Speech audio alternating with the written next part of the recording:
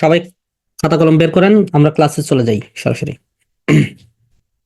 আজকে ক্লাস কিন্তু লেন্দি হইতে পারে, কারণ বুঝতে পারছেন যে দুইটা বড় বড় টপিক। আমরা প্রোনাউন করব, জেন্ডার জেন্ডার পড়বো প্লাস ভার্ব পড়বো। তবে ভার্বের ক্লাসটা আমি দুইটা ভাগে ভাগ করেছি। একটা হলো ভার্বের বেসিক প্যাটার্ন, আর একটা হলো অ্যাডভান্স প্যাটার্ন। সো আজকে হয়তো বা বেসিক প্যাটার্ন যতটুকু পারি ততটুকু আমরা কমপ্লিট করব। বাদ বাকি ক্লাস নেক্সট ক্লাসে আমরা এটা ইনক্লুড করে দিব। অর্থাৎ এই ক্লাসটা হয়তো বা দুইটা ক্লাসে ডিভাইডেড হবে। এছাড়া মানে খুব ভালোভাবে শেখানোর অপশন নাই। আজকে ডিভাইডেড করে দেওয়ার পরেও ক্লাসের লেন্থ অনেক বড় হবে আশা করি। তো ঠিক আছে, দেখেন আমরা সরাসরি প্রশ্নে চলে যাই। শোনেন সবাই, কাগজ কলম কাছে রাখবেন। আমরা একটা প্রিভিয়াস ইয়ারের একটা প্রশ্ন দেখব, একটা প্রিভিয়াস ইয়ারের কোশ্চেন দেখব। কোশ্চেনটা হলো no article is needed before, অর্থাৎ কোনো আর্টিকেল প্রয়োজন নাই কোনটার পূর্বে। খুব বেসিক একটা কোশ্চেন, তবে প্রিভিয়াস ইয়ারে কিন্তু এসেছে এটা। দেখেন, আমরা যদি বলি অ্যাডজেক্টিভের আগে আর্টিকেল বসে কিনা, বা নাউনের পূর্বে আর্টিকেল বসে কিনা, বা অ্যাডভার্বের পূর্বে বসে কিনা, এগুলোর পূর্বে কিন্তু আর্টিকেল বসতে পারে, পারে না? পারে। কিন্তু প্রোনাউনের পূর্বে কি আসলে আর্টিকেল বসতে পারে? প্রোনাউনের পূর্বে আর্টিকেল বসতে পারে না।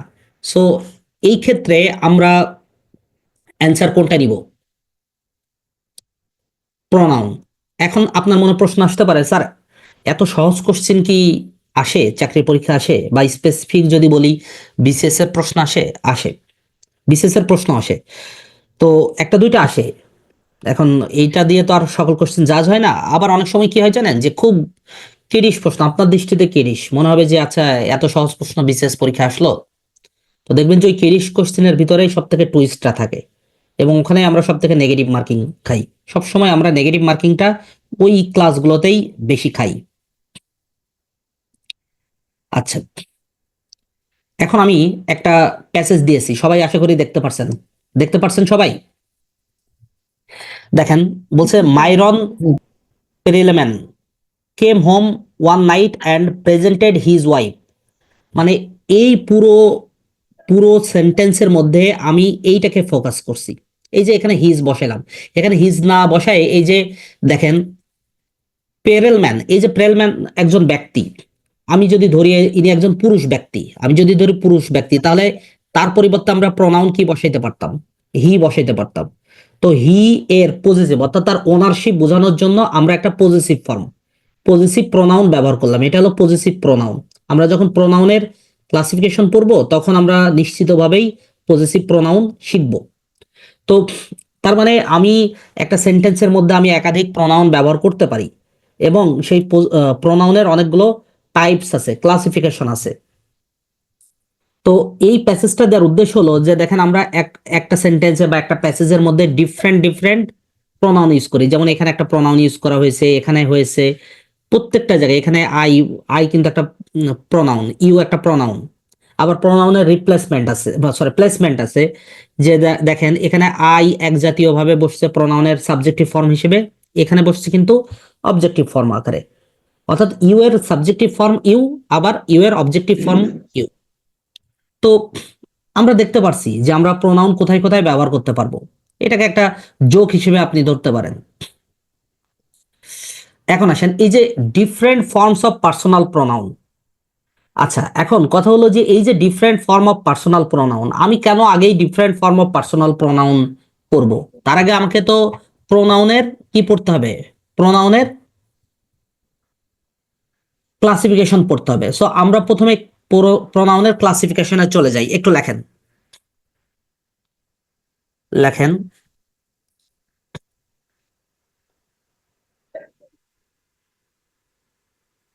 লেখেন classification, classification of pronoun, of pronoun.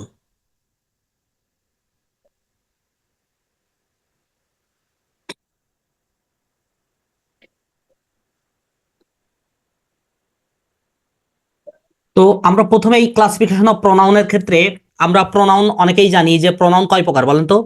Pronoun হলো 8 প্রকার। প্রোনাউন মূলত 8 প্রকার, ঠিক আছে। আমরা প্রোনাউন 8 প্রকার না, এর ভিতরেও দেখবেন আরো অনেক প্রকার ভেদ আসবে। প্রকার স্যার। প্রোনাউন কত প্রকার এক্স্যাক্টলি এটা আমার মনে রাখারও দরকার নাই, কারণ প্রোনাউন 8 প্রকারের বাইরে হইতে পারে। কোনো কোনো বইতে 6 প্রকার আছে, 8 প্রকার আছে, 7 প্রকার আছে, ইভেন কোনো কোনো বইতে 11 প্রকারও আছে।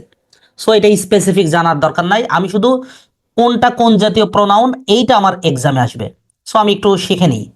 পার্সোনাল প্রোনাউন, অনেকে ডেফিনেশনের প্রতি বেশি ফ্যাসিনেশন থাকে। আমার কথা হলো যে আমি এখানে জ্ঞান বৃদ্ধি করার জন্য আসি নাই, বা আমরা কেউ স্পেসিফিক সাবজেক্টে পিএইচডি করার জন্য আসি নাই। চাকরির পরীক্ষা কোনো জ্ঞান বৃদ্ধির পরীক্ষা না, প্রথমে এটা মাথায় রাখবেন। সো আমার কাজ হলো আমার যতটুকু দরকার ততটুকু অংশ আমি খুব ভালোভাবে বেসিক সহ পড়ে ফেলবো। তো পার্সোনাল প্রোনাউন আমি চিনলেই হয়েছে, অর্থাৎ ব্যক্তিগত, অর্থাৎ ব্যক্তি কেন্দ্রিক যে প্রোনাউনগুলো সেগুলোকে আমরা পার্সোনাল প্রোনাউন বলি। আমরা একটু লিখে নিই, খাতায় লিখে নেন। আই ইউ দে, তারপরে উই, শি, এগুলোকে আমরা পার্সোনাল প্রোনাউন বলতে পারি। নাম্বার 2, আরেক জাতীয় প্রোনাউন আছে যেটার নাম হলো interrogative pronoun. Interrogative pronoun, interrogative pronoun কোনগুলা? ডাব্লিউএস কোশ্চেনগুলা, যতগুলো ডাব্লিউএস কোশ্চেন আছে না, সেই ডাব্লিউএস কোশ্চেনগুলোই ইন্ট্রোগেটিভ প্রোনাউন। যেমন আমি যদি বলি হু, যদি বলে হোয়াট, যদি বলে হুইস, এগুলো প্রত্যেকটাই ইন্ট্রোগেটিভ প্রোনাউন। দেখেন নাম্বার 3, 10 নাম্বার, আমি যদি বলি ডিস্ট্রিবিউটিভ প্রোনাউন। আচ্ছা, ডিস্ট্রিবিউটিভের আগে আমি আর একটা প্রোনাউন লিখবো, তাহলে আমাদের সুবিধা হবে। দেখেন, আরেকটা প্রোনাউন হলো রিলেটিভ প্রোনাউন, সবাই জানেন এটা। রিলেটিভ প্রোনাউনের আমরা বহু নাম শুনেছি। তো রিলেটিভ প্রোনাউন কোনগুলো? এই যে ডাব্লিউএস কোশ্চেন আছে না, এই ডাব্লিউএস কোশ্চেনের সাথে অতিরিক্ত আরো একটা যুক্ত হবে, সেটা হলো দ্যাট। অর্থাৎ প্রত্যেকটা ডাব্লিউএস কোশ্চেনই রিলেটিভ প্রোনাউন এবং অতিরিক্ত দ্যাটও রিলেটিভ প্রোনাউন। এখন আপনার মাথায় প্রশ্ন আসতে পারে, স্যার ইন্ট্রোগেটিভ আর রিলেটিভ তো একই।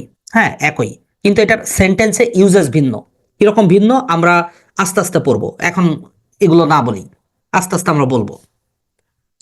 প্রত্যেকটা প্রোনাউনে আমরা মোটামুটি আলোচনা করে যাব, অসুবিধা নেই।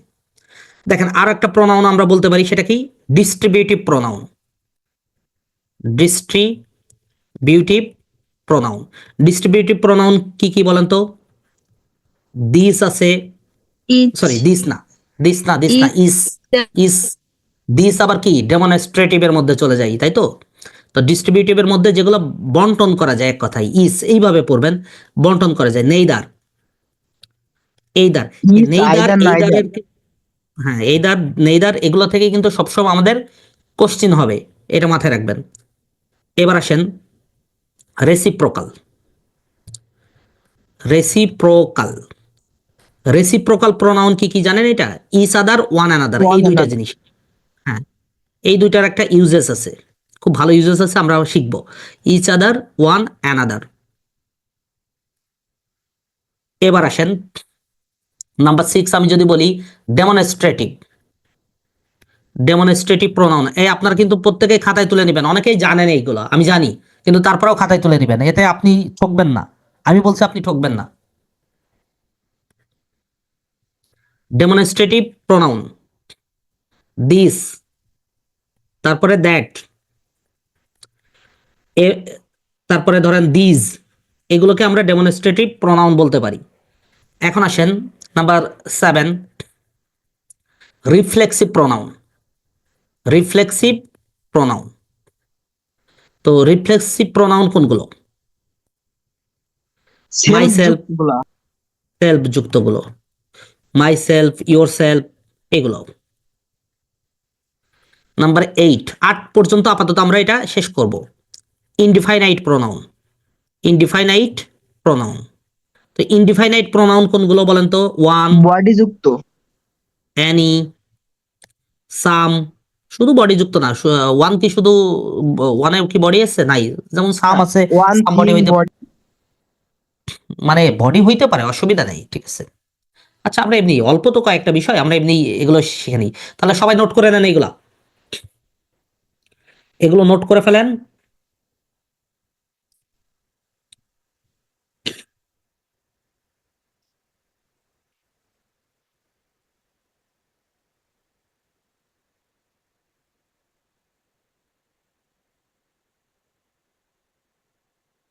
আচ্ছা, আমি ধরে নিলাম যে আপনারা নোট করে ফেলেছেন। আচ্ছা, এখন এই যে পার্সোনাল প্রোনাউন আছে না, আমরা যেটা পার্সোনাল প্রোনাউন আই উই শিখলাম, এখানে পার্সোনাল প্রোনাউনের 4টা ফর্ম আছে। এই 4টা ফর্ম দেখেন, আমি স্লাইড গুলো একটু লিখে নেন, তাহলে আমাদের ক্লাসটা একটু দ্রুত করতে পারবো আমরা। এই যে নমিনেটিভ, সাবজেক্টিভ দেখছেন, অর্থাৎ আমরা পার্সোনাল প্রোনাউনের কে 4টা ফর্মে ভাগ করতে পারি। একটা হলো সাবজেক্টিভ ফর্ম, যেটা আরো একটা নাম হলো নমিনেটিভ ফর্ম। এখন এই নমিনেটিভ কথাটা কেন লিখলাম, আমার তো না পড়লেও হয়তো, শুধু সাবজেক্টিভ, আমার তো এটা ইউজেস দরকার, তাই না?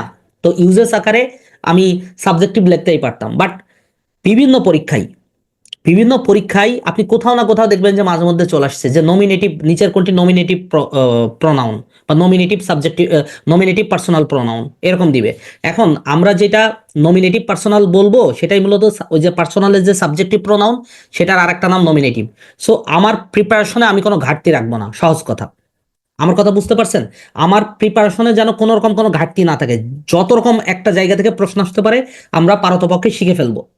অর্থাৎ ক্লাসের পড়াটার পরে বাইরে যেন আপনার খুব বেশি পড়া না লাগে, এইটাই বই দেখে দেখে বা আমার নোটস দেখে দেখে আরো ভালো করে মুখস্থ, ঠোঁটস্থ এবং কণ্ঠস্থ করবেন।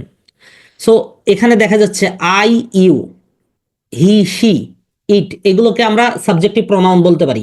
এইটার 2টা ফর্ম, একটা হলো সিঙ্গুলার, এটা দেখেন এগুলো কিন্তু সিঙ্গুলার ফর্ম। আর একটা ফর্ম আছে, সেটা হলো কি প্লুরাল ফর্ম, আমরা জানি এটা উই ইউ দে, এটাকে আমরা সাবজেক্টিভ ফর্ম বলতে পারি অথবা পজিটিভ ফর্ম বলতে পারি। এবার সাবজেক্টিভ ফর্ম যেহেতু শিখলাম, এখানে দেখেন অবজেক্টিভ ফর্মটাও শিখে নেব। অবজেক্টিভ ফর্ম, অবজেক্টিভ ফর্ম কোনটা? আই এর অবজেক্টিভ ফর্ম কি? মি, এগুলো আমরা জানি। ইউ বললাম সাবজেক্টিভ যা, অবজেক্টিভ তাই। হি হলো হিম। এইভাবে উইর, আস, দের, দেম। আরেকটা বিষয়, এই যে ইউ আছে না, ইউ কিন্তু সিঙ্গুলারও হইতে পারে, প্লুরালও হইতে পারে, 2টার ফর্ম কিন্তু একই। এটা ভালো করে মাথায় রেখে দেন। ইউ একই সাথে সাবজেক্টিভ ফর্ম হইতে পারে, একই সাথে এটা অবজেক্টিভ ফর্ম হতে পারে। এবার আসেন যে সাবজেক্টিভ ফর্ম এবং অবজেক্টিভ ফর্ম, এই আপনারা সবাই লিখছেন তো? একটু বলেন, 2-4 জন বলেন। হ্যাঁ, লিখছি। আমি স্ক্রিন দেখাচ্ছি বিদায়, মানে স্লাইড দিচ্ছি বিদায়, আপনি এগুলো, যে স্লাইড তো আমি পরবর্তী পাবোই, এইভাবে করলে ভাই আপনারা ঠকবেন, সহজ কথা। আপনি যত কষ্ট করবেন তত বেশি আপনি মানে কি বলে এটা রেজাল্ট পাবেন। সো কেউ এইটা ভাবেন না যে স্যার তো দিয়েই দিচ্ছে, এটা তো নোটসেও থাকবে, এটা সত্য কথা, এগুলো নোটসে থাকবে। আমি নোটসে এর সাথে আরো অনেক অ্যাডিশনাল তথ্য দিয়ে দিব, কিন্তু ক্লাসে আপনি যেটা শিখবেন, যেটা লিখে লিখে শিখবেন, সেটার সাথে ক্লাস নোটস, বই, এগুলোর তুলনা হয় না। এবার আসেন পজিটিভ ফর্ম। পজিটিভ ফর্ম আবার 2 রকম, একটা হলো পজিটিভ প্রোনাউন, একটা হলো পজিটিভ অ্যাডজেটিভ। এইটা নিয়ে আমাদের আরেকদিন বাহাস থাকবে। আমরা আজকে পজিটিভ প্রোনাউন গুলো শিখছি। তো পজিটিভ ফর্ম কোনটা? মাই। পজিটিভ মানে কি? ওনারশিপ, মালিকানা, সত্য বোঝাই। তো সত্য জাতীয়, যেমন my, mine, your, your, our, ours, ঠিক আছে, এগুলোকে কি বলবো আমরা? পজিটিভ ফর্ম বলবো। এগুলোকে আমরা পজিটিভ বলবো, ঠিক আছে। যেমন আমি যদি আপনাকে বলি বাংলাদেশ ইজ মাই হোমল্যান্ড, একটা প্রিভিয়াস ইয়ারের একটা কোশ্চেন থেকে বলছি। এখানে মাই কোন মানে পজিটিভের কোন ফর্ম বলেন তো? Positive form. এই উত্তরটা ভুল আছে, আংশিক ভুল আছে। মানে এমনি in positive general adjective. Correct. বুঝি নাই? না না, আমি পজিটিভ ওইসব অ্যাডজেক্টিভ। ফর্ম, অ্যাডজেক্টিভের কথা বলছি না, অ্যাডজেক্টিভ আমি ফর্ম। বলছি পজিটিভ ফর্ম। মানে এটা কোন ইয়ে? এখানে কিছু টেকনিক্যাল ভুল আছে, আমি টেকনিক্যাল ভুলটা পরে বলবো, জাস্ট মাথায় রেখে দেন। এই মুহূর্তে জানার দরকার না, আমি ক্লাসের মানে একটা সিকোয়েন্স আছে, তো সেই সিকোয়েন্স অনুসারে আমি বলে দিব, অসুবিধা নেই। শুধু মাথায় রাখেন। দেখেন আমরা কত রকম ভুল করতে পারি, খুব ইজি কোশ্চেন। আপনি যা বলছেন এটা কিন্তু ভুল না। এই যে পজিটিভ ফর্ম বলছেন বা পজিটিভ প্রোনাউন বলছেন, এখানে আমি ভুল ধরছি না, এখানে একটা অন্য একটা ভুল আছে। অর্থাৎ এইটাকেও আমরা সেগ্রিগেট করতে পারি, পৃথক করে ফেলতে পারি, অ্যানালাইসিস করে ফেলতে পারি। তো রিফ্লেক্সিভ ফর্মে আসি। রিফ্লেক্সিভ ফর্ম হলো ওই যে একজন বললেন না যে সেলফ যুক্ত, যতগুলো সেলফ দেখেন, যখন প্লুরাল ইউজ করি, এটা তো প্লুরাল ফর্ম তাই না? প্লুরাল ইউজ করলে সেলফস, ভিইএস, প্লুরাল হইলে কিন্তু ভিইএস যুক্ত হয়, সেলফস, এটা মাথায় রাখবেন। তো আপনারা সবগুলো না লিখলেও 2-3টা করে লিখে নেন, খাতায় দ্রুত এগুলো লিখে নেন 2-3টা করে, যে ফর্মগুলো। সাবজেক্টিভ ফর্ম, যার একটা নাম আছে nominative form, positive form, objective form, reflexive form, লিখে ফেলেন। আমি যখন চলে যাব, কারোর যদি লিখতে বাকি থাকে নির্দ্বিধায় আনমিউট করবেন, বলবেন যে স্যার আমার এখনো হয়নি, প্লিজ ওটা নিয়ে যান, আমি নিয়ে যাব, অসুবিধা নেই। এখন আমরা একটা এমসিকিউ দেখি। বলছে choose the correct option. Charles friends loves Burns poems. আরেকটা হলো Charles friend loves Burns poems. আরেকটা হলো চার্লস ফ্রেন্ড লাভস, মানে অ্যাপোস্ট্রফি এস এর ব্যাপার, অর্থাৎ আমরা অ্যাপোস্ট্রফি এস দেখে বুঝতে পারবো এখানে মনে হয় পজিটিভ জাতীয় কোনো প্রবলেম আছে। কেউ বলতে পারবেন এটার কারেক্ট অ্যান্সার কি হইতে পারে? বি, বি নাম্বারটা। আচ্ছা, এই যে বি নাম্বার। আচ্ছা, চার্লকে আমি যদি একজন ব্যক্তি ধরি, তাহলে তাকে আমি হি দ্বারা প্রনাউন হিসেবে বসাইতে পারি। তাহলে এইটার পজিটিভ ফর্ম হিসেবে কি বসাবো? হিজ বসাবো না? অর্থাৎ পজিটিভ আমরা কাকে করব? প্রোনাউনকেই তো পজিটিভ করব নাকি? তো এই পজিটিভ যে ব্যক্তি তার নাম চার্ল। তাহলে কোনো ব্যক্তির সাথে পজিটিভ করতে গেলে কি করতে হয়? Apostrophe S. যেমন ধরেন আমার নাম মেহেদি, এখন আমি যদি বলি যে মেহেদিস বাইক, মানে মেহেদির বাইক ওনারশিপ বোঝাইতে চাই, তাহলে অ্যাপোস্ট্রফি এস, মেহেদির সাথে apostrophe S, Mehedi's bike. Just এই রকম আপনি নামের সাথে অ্যাপোস্ট্রফি ধরে ইয়ে করবেন, পজিটিভ করবেন, তাহলে আমাদের আনসার এটা হয়ে গেল। এটাও পারবেন, আমি এটা না দেখাই। কতগুলো শর্ট ফর্ম আছে, সংক্ষেপে চাইলে একটু লিখে নিতে পারেন। যেমন হির পরে যদি অ্যাপোস্ট্রফি এস দিই, তাহলে এটা দ্বারা কি বুঝাই? এটা দ্বারা হি ইজ বুঝাই। হির পরে অ্যাপোস্ট্রফি এস দিলে কিন্তু হি ইজ, ওই অ্যাপোস্ট্রফি এস কিন্তু ইজ। সব অ্যাপোস্ট্রফি এস মানে যে আপনি প্রোনাউনের মানে পজিটিভ ফর্ম বোঝাবেন, বিষয়টা এমন না। যেমন এটার পজিটিভ তো সরাসরি আছেই, সেটা কি? His, positive form of he. হির পজিটিভ ফর্ম হলো his. Whose, who is apostrophe S, অর্থাৎ এই যে প্রোনাউন গুলো আছে, এই প্রোনাউন গুলোর সাথে আপনি অ্যাপোস্ট্রফি বসাইলে ওইটা হলো ইজ বোঝাবে। অনেক সময় হ্যাজও বোঝাই। হুজ, যেমন হুজটা হলো মূলত পজিটিভ ফর্ম। এখানে আমি যদি এইভাবে দেখাই যে হুজ হলো পজিটিভ ফর্ম, হিজ হলো পজিটিভ ফর্ম, অনুরূপভাবে their positive form, its positive form. দেখেন ইটস অ্যাপোস্ট্রফি দিলে কিন্তু ইট ইজ, এগুলো নোট করেন যে অ্যাপোস্ট্রফি দিলে কিন্তু ইট ইজ। আবার দের পরে যদি apostrophe R E the, they R, but এইটাকে আপনাকে পজিটিভ বুঝাইতে গেলে দে আর লিখতে হবে। বুঝাইতে পারলাম?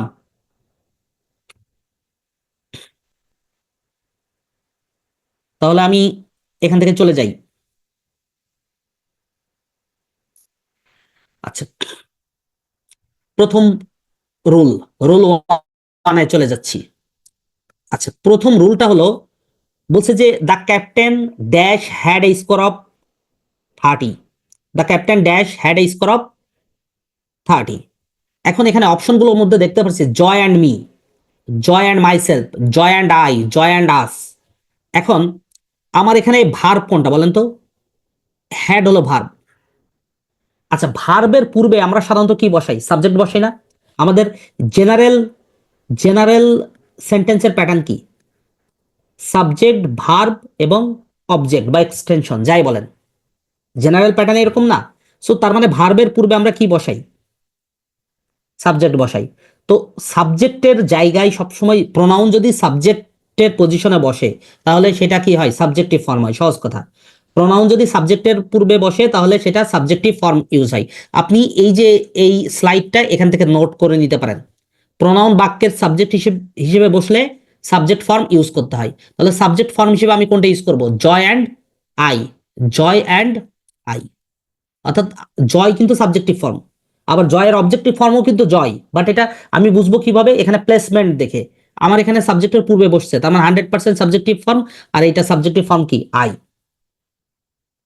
এখানে কারোর কোনো ডাউট থাকার কথা না। তাহলে এখান থেকে আমি আরো একটা রুলস অ্যাডভান্স শিখে নিই, সেটা কি? প্রোনাউন সাবজেক্টের পজিশনে বসলে সাবজেক্টিভ ফর্ম, শর্টকাটে লিখে নেন। সাবজেক্টের পজিশনে বসলে সাবজেক্টিভ ফর্ম, আর অবজেক্টের পজিশনে বসলে অবজেক্টিভ ফর্ম। দুইটা রুলস হয়ে গেল, বেসিক দুইটা রুলস হয়ে যাচ্ছে আমাদের। অর্থাৎ সাবজেক্টের পজিশনে সাবজেক্টিভ ফর্ম, অবজেক্টের পজিশনে অবজেক্টিভ ফর্ম। সো আমি একটা এক্সাম্পল দিই, তাহলে বুঝতে পারবেন। যদি বলি হি টট এখন হি টট হিম, দেখেন হিমটা কি অবজেক্টিভ ফর্ম না? এখানে অবজেক্টিভ ফর্ম বসালাম কেন? কারণ হলো এইটা কি ভার্ব, এটা হলো ভার্ব। তো ভার্বের পরে আমি কি বসাবো? ভার্বের পর অবশ্যই অবজেক্টিভ ফর্ম বসাবো, অবজেক্ট। মানে অবজেক্ট বসাবো। তো অবজেক্ট বসালে অবজেক্টের জায়গায় কি বসবে? অবজেক্টিভ ফর্ম বসবে। এখন এইটা যদি এই সেম জিনিসটা যদি আমরা সাবজেক্টে বসাই, দেখছেন এখানে সাবজেক্টে বসাইছি, কি হয়েছে? Subjective form. তার মানে ওই দুইটা রুলস কিন্তু আমরা জাস্টিফাই করে ফেললাম। সাবজেক্টের পজিশনে সাবজেক্টিভ ফর্ম, অবজেক্টের পজিশনে অবজেক্টিভ ফর্ম, শর্টকাটে। এই যে রুল 2, এটা খুব গুরুত্বপূর্ণ, এটা খুবই গুরুত্বপূর্ণ। কেউ বলতে পারবেন এটা আনসার কি হবে?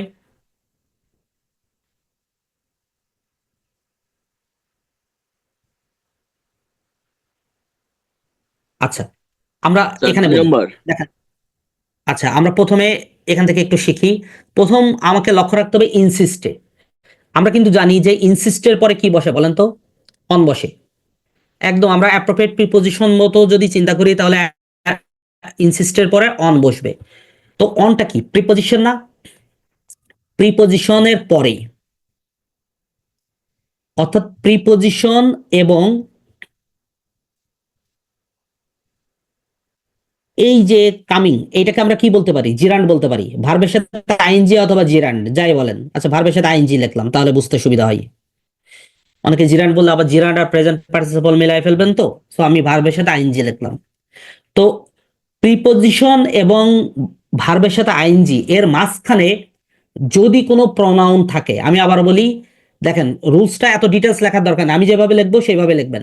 প্রিপোজিশন এবং ভার্বের সাথে আইএনজি এর মাঝখানে যদি কোনো প্রনাউন থাকে, তাহলে সেই প্রনাউনের কি ফর্ম বসবে? Possessive form. সেই ফর্মের কি বসবে? Possessive form. এটা লিখে আপনি বক্স করেন আগে, এটা লিখে এইভাবে বক্স করেন, অত ডিটেলস লেখার দরকার নেই, আপনি ক্লাসে ডিটেলস পড়েন। যে প্রিপোজিশন এবং ভার্বের সাথে আইএনজি এর মাঝখানে যদি কোনো প্রনাউন থাকে, সেই প্রনাউনের কোন ফর্ম বসবে? পজেসিভ ফর্ম বসবে। সো সেই দৃষ্টিকোণ থেকে আমার আনসার কোনটা হচ্ছে? B number. এখন আরো একটা কথা বলি, আপনি এই রুলসটাকেই এইভাবে মনে রাখতে পারেন। এই যে দেখেন, ভার্বের সাথে আইএনজি অর্থাৎ যদি জিরান্ড থাকে, জিরান্ডের পূর্বে কোনো প্রনাউন থাকলে, আমি আবার বলি, জিরান্ডের পূর্বে কোনো প্রনাউন থাকলে সেই প্রনাউনটা পজেসিভ ফর্ম হবে। জিরান্ডের পূর্বে যদি কোনো প্রনাউন থাকে তাহলে সেটা হলো আমরা সরাসরি পজেসিভ ফর্ম বানাই দিব। দ্যাট মিনস এখানে যদি অন নাও থাকতো, অন নাও থাকতো তাহলেও আমরা এখানে পজিটিভ ফর্ম ইউজ করতাম। ধরেন আমরা উদাহরণ হিসেবে এটা বলতে পারি, he is taking. He is taking যদি এরকম কোনো কিছু লেখার দরকার হয়, সেটা সেন্টেন্সের শুরুতে হোক, মাঝখানে হোক, মানে অবজেক্টের পজিশনে হোক, কমপ্লিমেন্টের পজিশনে হোক, বা সাবজেক্টের পজিশনে হোক, আপনি এইভাবে নির্দ্বিধায় লিখতে পারেন। অর্থাৎ জিরান্ডের পূর্বে এক কথায় কি বসবে? পজেসিভ ফর্ম বসবে, যদি প্রনাউন আমাদের ইউজ করতে হয় সেক্ষেত্রে। বুঝতে পারছেন? কারোর কোনো কোশ্চেন থাকলে বলবেন এখানে। এই রুলসটা খুব গুরুত্বপূর্ণ, এক্সামে প্রায় প্রায় আসে এটা। দাদা একবার। আচ্ছা, ভেরি গুড। এই রুলসটা আপনি চাইলে 7 স্টার দিয়ে লিখতে পারেন। আমার কথা মিলাই নিয়ে জব সলিউশন খুললে আপনি দেখবেন যে প্রচুর এক্সাম্পল আছে এখানে। যদি কোনো জিরান্ড থাকে এবং জিরান্ডের পূর্বে যে কোনো, যদি প্রনাউনের বসানোর প্রয়োজন হয়, জিরান্ডের পূর্বে যদি প্রনাউন থাকে, তাহলে 100% ওই প্রনাউনটার পজেসিভ ফর্ম ইউজ করতে হবে। আপনি না পারবেন অবজেক্টিভ ফর্ম ইউজ করতে, না পারবেন সাবজেক্টিভ ফর্ম ইউজ করতে, না পারবেন রিফ্লেক্সিভ ফর্ম ইউজ করতে।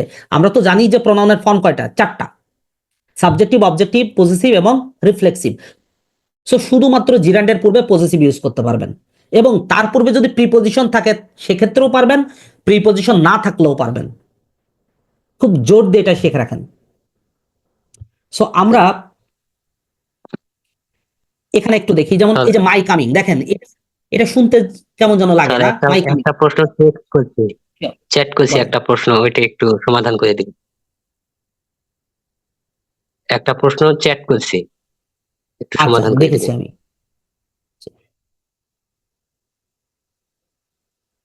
আচ্ছা, ঠিক আছে, অবশ্যই সমাধান করে দেবো, আপনি সমাধান নিজেই পারবেন। আচ্ছা, আপনি বলেন তো এটা কি আনসার হবে? The teacher told dash to leave. Dash to leave প্রথম কথা, ঠিক আছে? এখানে দেখেন, আচ্ছা এই প্রশ্নটা আমি প্রথমে দুইটা বেসিক রুলস পড়েছিলাম না? সাবজেক্টের পজিশন বসলে কি বসবে প্রোনাউনের? Subjective form. অবজেক্টের পজিশনে বসলে অবজেক্টিভ ফর্ম। তো সেই হিসাবে আপনি আনসার হিম এবং মি দিতেই পারেন, তাই তো? আচ্ছা ঠিক আছে, আমি ধরলাম ওই রুলস আমি জানি না, এখন আপনাকে আর একটা রুলস আমি শেখাই, এই এখনই শেখাবো। আপনি এমনি বুঝতে পারবেন। আচ্ছা এখানে বলি তাহলে মাই কামিং হচ্ছে, ইওর গোয়িং হচ্ছে, হিজ লিভিং হচ্ছে। কেন? কারণ এই হিজ বলেন, ইওর বলেন, মাই বলেন, এগুলো প্রত্যেকটা পজিটিভ ফর্ম। সো জিরান্ডের পূর্বে কোন ফর্ম বসবে?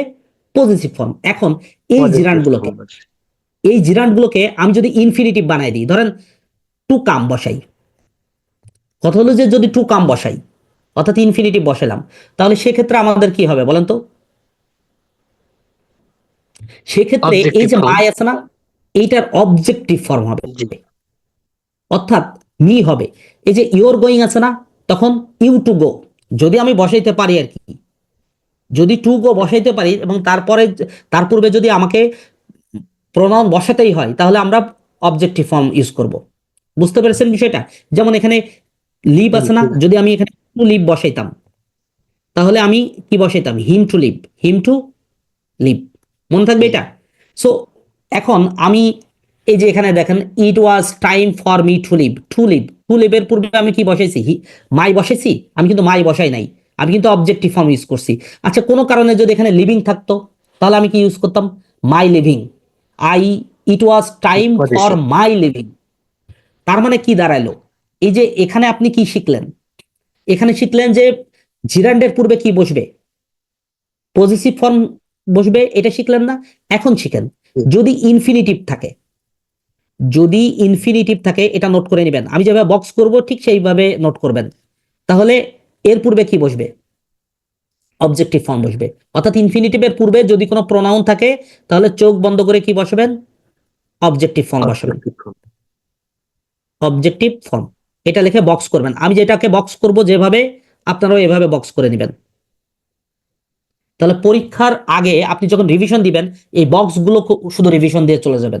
আমার প্রত্যেকটা ক্লাসে দেখবেন যে কিছু কিছু বক্স থাকবে, আপনি ওইটাকেই সাজেশন হিসেবে নেবেন বা বোল্ড করে নেবেন। আবার কতগুলো জিনিস আমি খুব গুরুত্ব দিয়ে বলি, হয়তো বক্স করি না, গুরুত্ব দিয়ে বলি, ওইটা আপনি নিজেরাই 7 স্টার দিয়ে নেবেন। ঠিক আছে। পড়াশোনা আমি যেভাবে করাবো সেইভাবে করার চেষ্টা করেন, নিজস্ব মেথডে করেন, অসুবিধা নাই, বাট আমি যতটুকু পড়তে বলি সেইগুলো ভালো করে পড়বেন। সো আমি এখানে আর একটা এক্সাম্পল দিই, I requested him not to vex me, তাহলে এই যে নটটা নেগেটিভের জন্য, এখানে মেন বিষয়টা কি বলেন তো? টু ভেক্স, অর্থাৎ এটা ইনফিনিটিভ, তার পূর্বে কি বসছে? অবজেক্টিভ ফর্ম বসছে। Objective form. তাহলে এই যে চ্যাট বক্সে যেটা দিলেন, আমি যদি ওই আগে রুলসটা নাও জানি, তাহলে এখানে লাস্টে কি আছে? টু লিভ আছে না? টু লিভ আছে। সো টু লিভের পূর্বে জি। আমি কি বসবো? মানে ইনফিনিটিভ তো দেয়া আছে, তার পূর্বে আমি বাধ্য কি বসাতে? বাধ্য অবজেক্টিভ অবজেক্টিভ ফর্ম ফর্ম বসে। বসাতে বাধ্য। আমার কথা কি বুঝতে পারছেন? জি, এর আগে এরকম করে বুঝিনি, এর জন্য। হ্যাঁ, এইভাবে আপনি শোনেন, আমরা তো মানুষ, আমাদের ব্রেনটা অনেকটা হার্ড ডিস্কের মতো। সো কত কিছু মনে রাখবো বলেন? সো আমি যদি 2-4টা তরিকা জানি, অসুবিধা আছে? এটা তো জি। আমার কথা হলো যে আমি অ্যাকর্ডিং টু সিলেবাস পড়বো, যেটা আমার চাকরি পরীক্ষা আসে সেটাই পড়বো।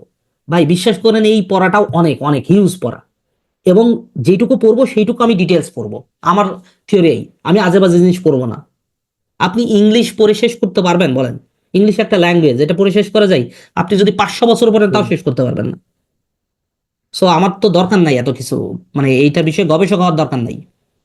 আমরা অনার্স লাইফে একরকম পড়াশোনা করি, আবার চাকরির লাইফ আসলে তখন একরকম পড়াশোনা করি, স্ট্র্যাটেজিগুলো চেঞ্জ করতে হয়। আচ্ছা এখন আমি রুল 3-তে চলে আসবো। এই এই রুলসগুলো কিন্তু আপনারা লিখে নেবেন। আমি এখানে স্লাইড যতই দিই না কেন, আপনি রুলস লিখে নেবেন।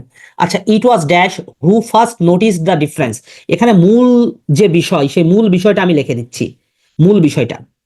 আচ্ছা এখানে এই যে ইট ওয়াজ আছে না, এখানে কি বসবে বলতে পারবেন? It was dash who first notice the difference. অনেকে উত্তরটা জানেন, কারণ এটা খুব কমন কোশ্চেন, প্রিভিয়াস ইয়ারের প্রশ্ন। বাট এখানকার যে মূল বিষয়টা, আমরা এটা সলিউশন করব কিভাবে? এরকম যত এক্সাম্পলই থাকুক না কেন, আমরা সলিউশন করে ফেলবো। সলিউশনটা করার মূল বিষয়টা কি জানেন? এখানে ওয়াজটা হলো মূল বিষয়। ওয়াজটা কোন ভার্ব বলেন তো? Be verb. আমরা এইভাবে শিখি, ওয়াজটা হলো বি ভার্ব। এখানে অনেকেই চিন্তা করবেন হুর ব্যাপার, এখানে হুর রুলস আসে নাই। হু এর আলাদা রুলস আছে, প্রোনাউনের ভিতরেই হু এর আলাদা রুলস আছে, বাট আমরা কিন্তু এখানে হু এর রুলস করতে আসি নাই, আমরা এখানে বি ভার্বের রুলস করছি। বি ভার্বের পরে, বি ভার্বের পরে যদি কোনো প্রনাউন থাকে, চোখ বন্ধ করে আপনি সাবজেক্টিভ ফর্ম ইউজ করবেন, সাবজেক্টিভ ফর্ম। এটা ফর্মাল ইংলিশের জন্য, মানে আপনি যে এমসিকিউ দিবেন এটা তো ফর্মাল ইংলিশ, এটা তো ইনফর্মাল ইংলিশ না। সো বি ভার্বের পরে সাবজেক্টিভ ফর্ম, অর্থাৎ ইট ওয়াজ আই, ইট ওয়াজ হি, ইট ওয়াজ হিম না, বা ইটস মি না। আমরা ফেসবুকে প্রায় চ্যাট করি না, আমাদের কাছের মানুষের সাথে চ্যাট করি, সেটা কি লিখি? ইটস মি, মানে নিজের ক্ষমতা জাহির করার জন্য বলি না ইটস মি। আসলে তো এটা ইনফর্মাল ইংলিশ, মানে ফেসবুক ইংলিশ আর কি। মূলত হওয়া উচিত কি? ইটস আই, ইটস আই মানে it is I. So be ভার্বের পরে আমরা কি বসাবো? Subjective form. একদম নোট করে নেন, তাহলে অ্যান্সার কোনটা হবে? চোখ বন্ধ করে বলে দেন, বি নাম্বার, শুধু আই হবে, 2 নম্বর। এখানে অন্য কোনো কিছু হওয়ার সুযোগ নাই। এই যেখানে এক্সাম্পল দেওয়া আছে, সরি, ইয়েগুলো বি ভার্ব কোনগুলো? I am, is, are, was, were, ঠিক আছে? এবার আসেন, আবার এইগুলোর সাথে শুধু বি ভার্ব না, আরো অ্যাড করেন দেন এবং অ্যাজ। দেন এবং অ্যাজ এর পরে প্রোনাউনের সাবজেক্টিভ ফর্ম বসবে, অ্যাড অ্যাড করে নেন। দেন এবং অ্যাজ, বি ভার্বের সাথে সাথে দেন এবং অ্যাজ এর পরেও কিন্তু আমরা সাবজেক্টিভ ফর্ম বসাবো। যেমন আমি একটু এক্সাম্পল দেখি। It is he who sends down আয়াত। ইট ইজ ইউ, এখানে ইউ কিন্তু অবজেক্টিভ ফর্ম না, এখানে কিন্তু subjective form you. He is taller than I, দেখেন he is taller than I, এখানে আমরা অনেক সময় ভুল করি না? ভুল কি করি বলেন তো? ভুল কি করি? মি বসায়। মি মি বসাই বলি। না, he is taller than me না, he is taller than I. তবে কিছু কিছু দ্যানের পরে মি বসে, মানে অবজেক্টিভ ফর্ম বসে। এইটা আমরা কম্পারিজন, কম্পারিজন যখন পড়বো তখন আমরা এটা আনইকুয়াল কম্পারিজনের মধ্যে এটা পড়বো, অথবা এক কথায় বলি ডিগ্রি যখন পড়বো তখন এই বিষয়টা একদম ক্লিয়ার করে দেবো আমরা। কিছু কিছু ক্ষেত্রে বসে, তবে ওই কথাটা বলতে গেলে মানে ব্যাখ্যাটা মোটামুটি 15-20 মিনিটের। সো আমি ওই দিকে আর না যাই, শুধু জেনে রাখেন বসতে পারে।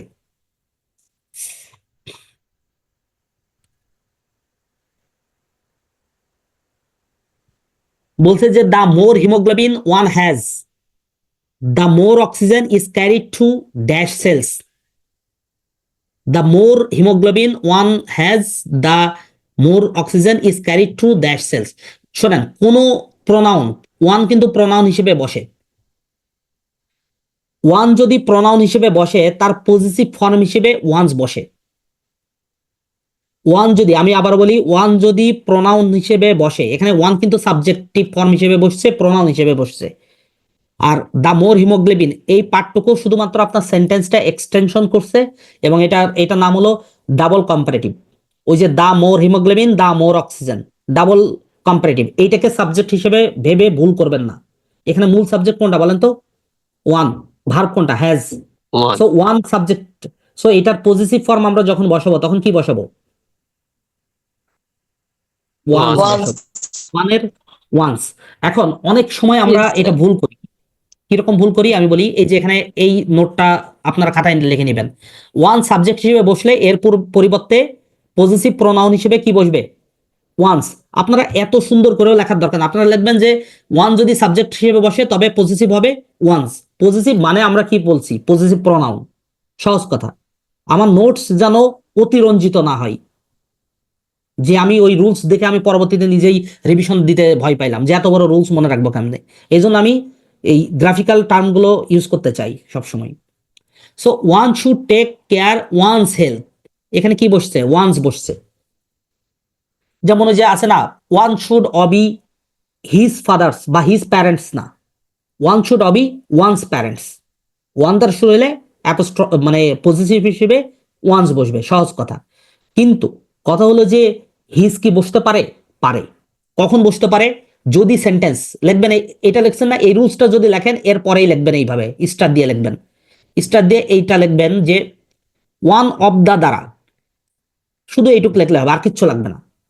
ওয়ান অফ দা দ্বারা সাবজেক্ট শুরু হলে লেখেন ওয়ান অফ দা দ্বারা সাবজেক্ট শুরু হলে, আমি ডিটেলস লিখলাম না, হ্যাঁ, ওয়ান অফ দ্য দ্বারা সাবজেক্ট শুরু হলে পজিটিভ হিসেবে হিজ বসবে, মনে থাকবে, পজিটিভ হিসেবে কি বসবে, হিজ বসবে। দেখেন, one of my students, students বলতে এখানে অ্যাপোস্ট্রফি এস না, এটা হলো মানে অনেকগুলো স্টুডেন্টের মধ্যে একজন। One of my students is serious about his study, এখানে কিন্তু ওয়ান বসে নাই, বসছে, জি না। এখানে কিন্তু বসে নাই, কারণ কি, ওয়ান অফ দা দ্বারা শুরু হয়েছে, অর্থাৎ ওয়ান অফ দা দ্বারা বা ওয়ান অফ দ্বারা শুরু হইলে বি কিন্তু এখানে মানে ফ্যাক্টর না, এখানে ফ্যাক্টর ওয়ান অফ, অর্থাৎ অফ, বেশিরভাগ ক্ষেত্রে আমরা ওয়ান অফ দা স্টুডেন্টস এরকম বলি আর কি, মনে থাকবে।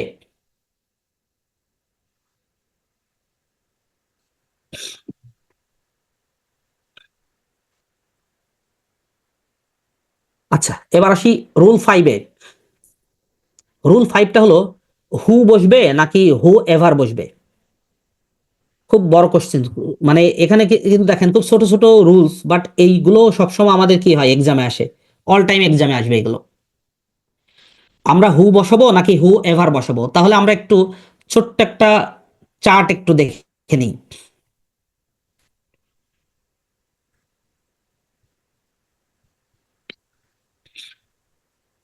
দেখেন, বলছে চুজ দ্য কারেক্ট অপশন, বলছে the man was tall who stole my, who stole my, my না আসলে হওয়া উচিত মাই ব্যাগ, তারপরে the man stole my bag who was tall, the man stole my bag who stole, the man who stole my bag was tall, কোনটা হইতে পারে বলেন তো, একটু নিজের চিন্তা থেকেই বলেন। ডি নম্বরটা। ডি নাম্বার কেন,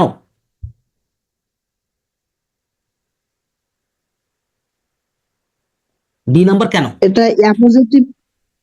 আসতে বল। এটা অ্যাপোজিটিভ, এখানে তো অ্যাপোজিটিভ না, অ্যাপোজিটিভের তো আলাদা ইয়ে আছে, এটা হলো আপনি বলতে পারেন রিলেটিভ প্রোনাউন বা রিলেটিভ ক্লজ বলতে পারেন বড়জোর। অ্যাপোজিটিভ কিরকম, অ্যাপোজিটিভ হলো ধরেন আমি বললাম যে mister Arman, mister Arman who is a doctor, এই হু ইজ এ ডক্টর এটা লিখবো না, এখানে অ্যাপোজিটিভ ইউজ করবো, সেটা কি, a doctor, mister Arman a doctor, অর্থাৎ হওয়া উচিত ছিল mister Arman who is a doctor. এই রিলেটিভ ক্লজটাকে আমরা প্রিসাইজ করে কি লিখলাম, মিস্টার আরমান এ ডক্টর, অর্থাৎ এইটাকে বলা হয় অ্যাপোজিটিভ। অ্যাপোজিটিভ মানে কি, নাউন সম্পর্কিত অতিরিক্ত তথ্য, এক্সট্রা ইনফরমেশন দিলে সেটাকে আমরা অ্যাপোজিটিভ বলি, একটু শিখে রাখেন। উনি একটা কথা বললো, এটা গুরুত্বপূর্ণ একটা কথা, অ্যাপোজিটিভ, অ্যাপোজিটিভ বলা হয় নাউন সম্পর্কিত অতিরিক্ত তথ্য, নাউন সম্পর্কিত অতিরিক্ত তথ্য, এটা হলো অ্যাপোজিটিভ। আচ্ছা, এখানে যে ভুলটা হয়েছে খুব সিলি ম্যাটার, এটা একটু চিন্তা করলেই পারা যায়, সেটা হলো যে আমি হু কোথায় বসাচ্ছি, হুটা বসানো আমার সেন্টেন্সের সিকোয়েন্স গুলো ঠিক আছে কিনা দেখেন, বলছে যে দ্য ম্যান, একজন ব্যক্তি, হু স্টল, যিনি চুরি করেছেন, মাই ব্যাগ, প্রত্যেকটা সেন্টেন্সের সিকোয়েন্স গুলো দেখেন ঠিক আছে, অন্যান্য গুলো কিন্তু ঠিক নাই, the man stole my bag who was stole, এরকম না, the man who stole my bag, অর্থাৎ একজন ব্যক্তি যিনি আমার ব্যাগটা চুরি করেছেন তিনি হয় লম্বা। সো এটা সিকোয়েন্সটা সব থেকে বেটার হলো ডিতে, সো আমরা ডি সলিউশন করবো, এটার জন্য আলাদা কোনো রুলস শেখার দরকার নাই, জাস্ট একটু দেখে নেন, এইগুলো দেখে নিলেই চলবে।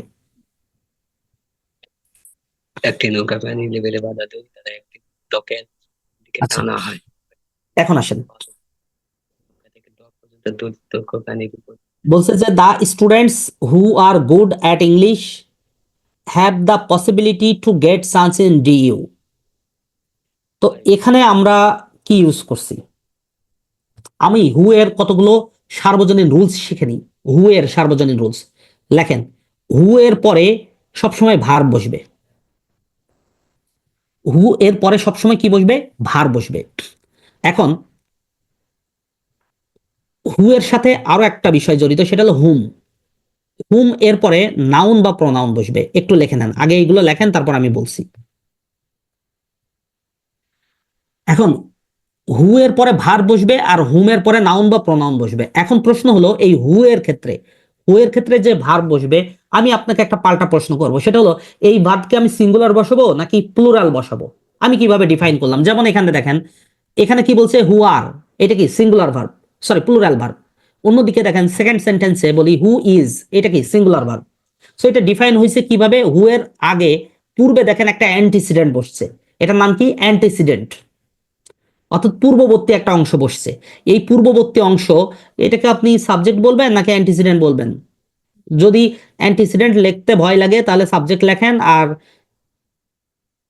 অ্যান্টিসিডেন্ট যদি লিখতে চান লিখে ফেলেন, অসুবিধা নেই। অ্যান্টিসিডেন্ট মানে পূর্ববর্তী, অর্থাৎ পূর্ববর্তী বা পূর্ব অংশ। তো এই পূর্ববর্তী অংশটুকু যদি সিঙ্গুলার হয় তাহলে এই ভার্বটা হবে সিঙ্গুলার, আর এই পূর্ববর্তী অংশ যদি প্লুরাল হয় তাহলে এই ভার্বটা হবে প্লুরাল। Got it? জাস্ট এতটুকু। ব্যাখ্যাগুলো আপনি একটু লিখে নেন, আপনার খাতায় আপনি লিখবেন ব্যাখ্যাগুলো। আমি শুধু রুলসটা লিখলাম, রুলস লিখে এটা বক্স করে ফেলেন, অনেক কাজে দিবে এই রুলসটা। অর্থাৎ হু এর পূর্বে পরে ভার বসে, আর হুমের পূর্বে, সরি হুমের পরে নাউন অথবা প্রনাউন বসবে। আমরা হুমের ইউজেস দেখাবো, জাস্ট একটু লিখে নেন।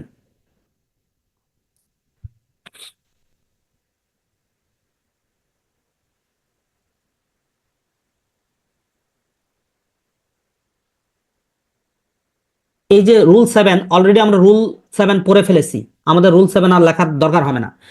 এখানে দেখেন এই যে হু টুক, অর্থাৎ হু এর পরে কি বসছে, ভার বসছে, হু এর পরে ভার বসছে।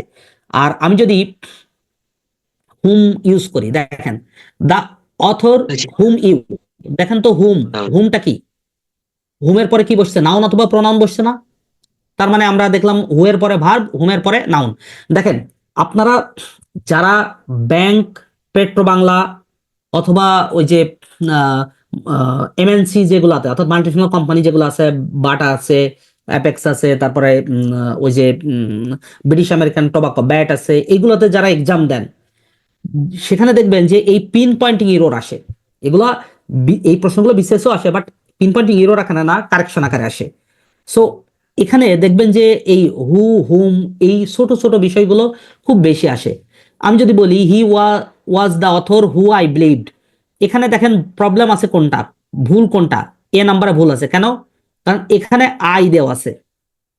আই মানে কি, প্রনাউন। প্রোনাউন আছে, হুমের পরে হ্যাঁ, প্রোনাউন। সো এবং এইটার নিচে দাগ নাই, তার মানে আমি এই যেটা আন্ডারলাইন নাই সেটা আমি চেঞ্জ করতে পারবো না।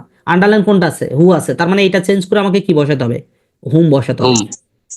তার মানে এখানে অ্যান্সার ক্লিয়ার? সো এই এই জাতীয় কোশ্চেন গুলো আপনারা প্রিপারেশন নিন। একটা বিষয় বলি যে ইংরেজির প্রিপারেশন নেবেন ইংরেজির মতো করে, তাতে আপনি বিসিএস দেন, ব্যাংক দেন, প্রাইমারি স্কুল দেন, যা দেন, তৃতীয় চতুর্থ যা দিবেন, সবগুলোতে যেন আমি পারি। মানে সর্বোচ্চ কঠিন লেভেলের প্রশ্ন হলেও আমি ইংরেজি পারবো, সহজ প্রশ্ন হলেও পারবো। বুঝতে পারছেন? আমার কোয়ালিফাই করার জন্য আমি আমার মতো করে প্রিপারেশন নিব। রুল 8 আসেন, বলছে Allah likes those who are faithful. এটা ওই যে আগের রুলসটাই। হু এর পূর্বে অ্যান্টিসিডেন্ট কি আছে, দোজ। দোজ কি সিঙ্গুলার না প্লুরাল বলেন তো? প্লুরাল। তো ভার উইল বি প্লুরাল, প্লুরাল হয়েছে। এখানে হু দোজ, দোজটা কি plural, so verb will B plural. Plural ভার্বের সাথে এস বাই এস হয় না, থার্ড পারসন সিঙ্গুলার ভার্বের সাথে এস কিংবা এস যুক্ত হয়, আমরা জানি, ছোটবেলায় পড়ছি, আগের রুলস গুলোই।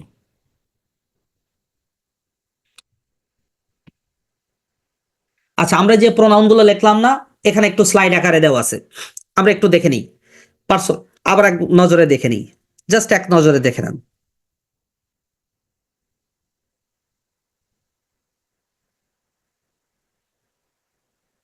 আচ্ছা, এখন আসেন এই যে পার্সোনাল প্রোনাউন, আমরা একটু একটু ডিটেলস খুব অল্প করে যাই, এগুলো নোটসে থাকবে, বুঝছেন? এগুলো না পড়লেও কিছু হয় না, এটা যদি আমি আপনাদেরকে নাও পড়াই তাতেও কিছু হয় না, কিন্তু এক এক নজর দেখে যান, আমরা খুব দ্রুত চলে যাব এখানে। এই যে পার্সোনাল প্রোনাউনের জড়বস্তু নামের পরিবর্তে ইট ব্যবহৃত হয়, এটা আমরা জানি, এটা আমি না পড়াইলেও আপনি পারবেন। জড়বস্তু বোঝাইতে ইট ব্যবহৃত হয়, ইতর প্রাণী বোঝাইতে ইট ব্যবহৃত হয়, উভলিঙ্গের বোঝাইতে ইট ব্যবহৃত হয়, অস্থায়ী রূপে কোনো কিছুর ক্ষেত্রে ইট ব্যবহৃত হয়, মহিলা বা শিশু এদের পূর্বে ইট ব্যবহৃত হতে পারে, অবজেক্টের পরিবর্তে অনেক সময় অস্থায়ী অবজেক্ট রূপে ইট ব্যবহৃত হয়।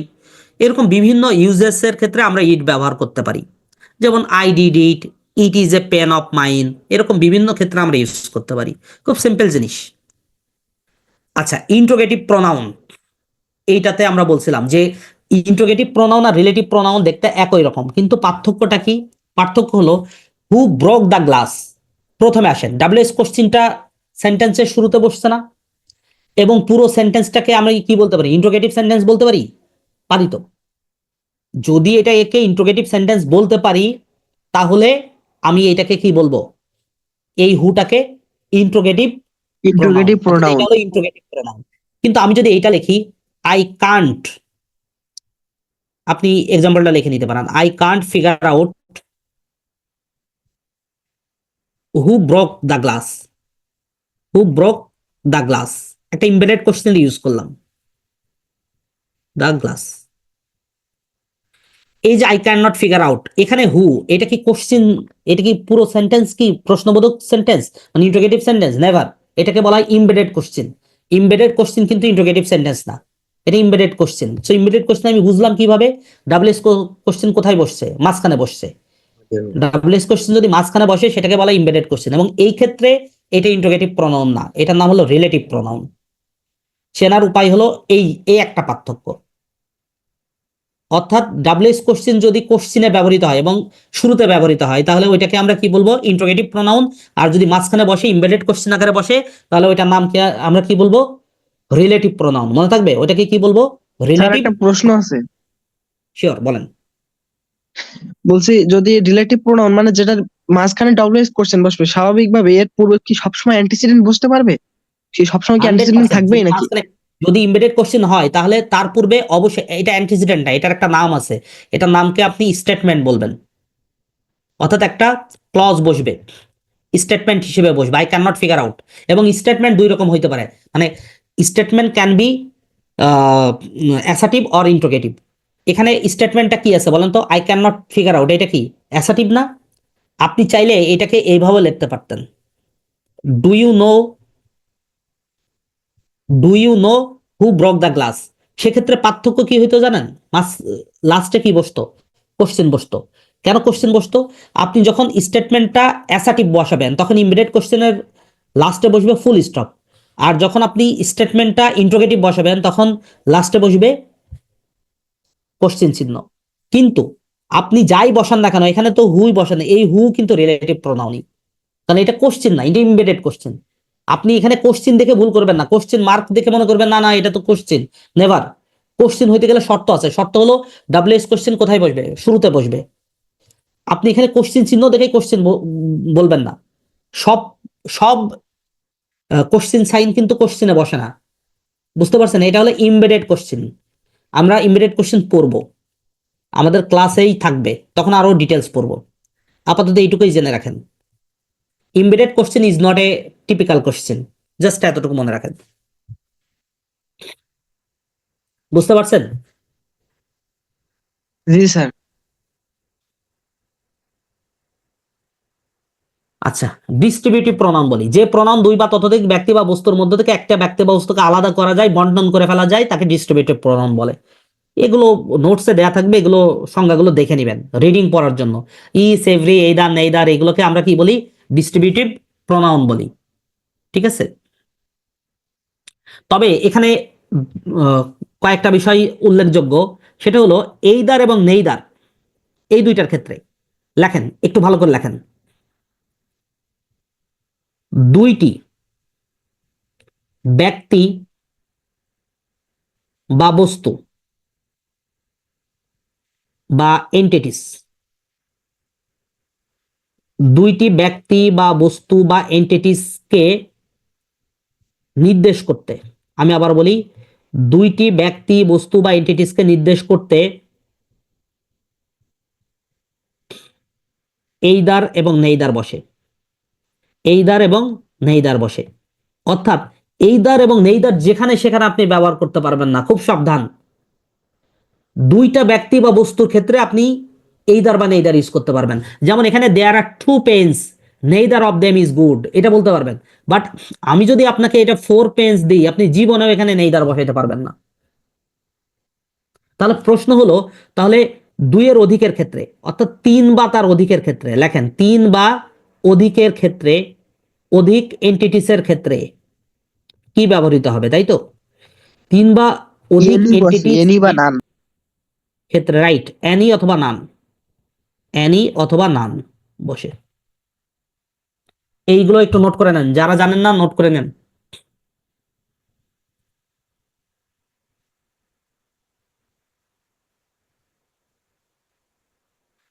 দেখা শেষ হয়েছে?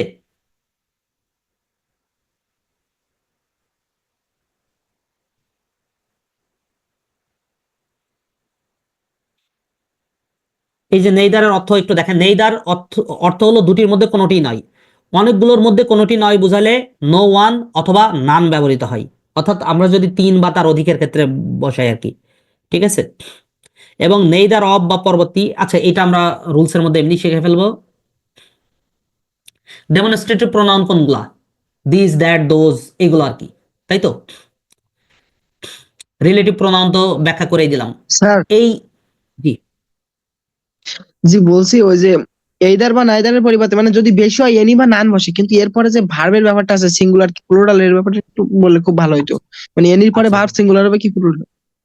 আচ্ছা, তাহলে আমি প্রথমে ওখানেই যাই।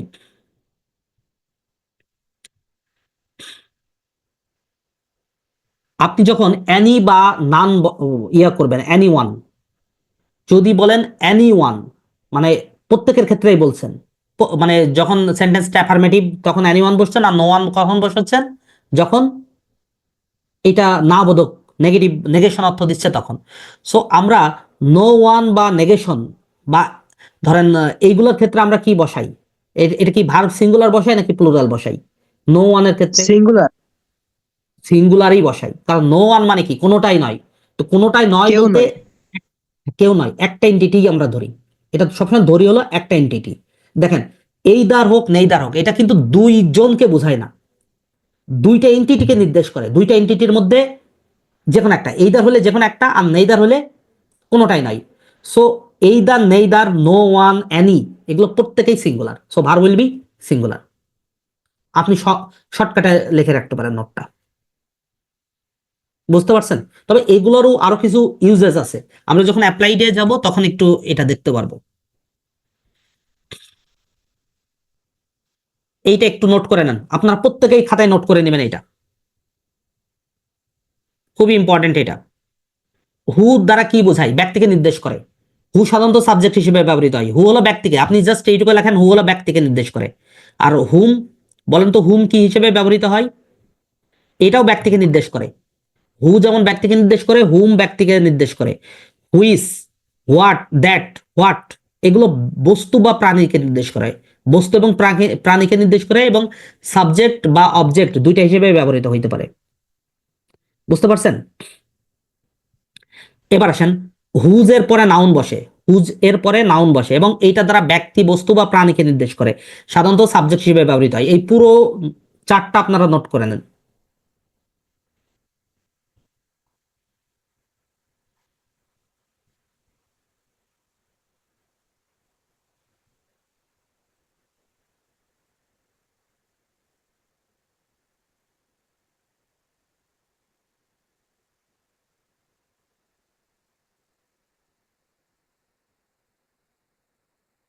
আচ্ছা, রেসিপ্রোকাল প্রোনাউনের কথা বলছিলাম। রেসিপ্রোকাল প্রোনাউন হলো ইচ আদার এবং ওয়ান আনাদার। ইচ আদার হলো দুইয়ের মধ্যে, লেখে নেন, ইচ আদার হলো দুইয়ের মধ্যে, আর এটা হলো দুইয়ের মধ্যে, অর্থাৎ দুইজনের মধ্যে তুলনার ক্ষেত্রে আমরা ইচ আদার ইউজ করি। আর ওয়ান আনাদার হলো দুইয়ের অধিকের ক্ষেত্রে, লেখে নেন আপনারা, দুইয়ের অধিকের ক্ষেত্রে।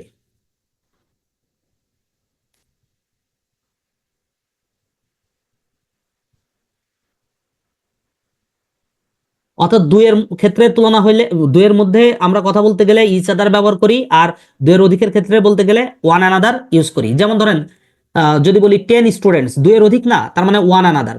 বাট এখানে যদি আমি 2 স্টুডেন্টস বলতাম, 2 স্টুডেন্টস লাভ ইচ আদার, বুঝতে পারছেন? এই দুইটা জিনিস মনে রাখলেই এখানে আর প্রবলেম হবে না আশা করি।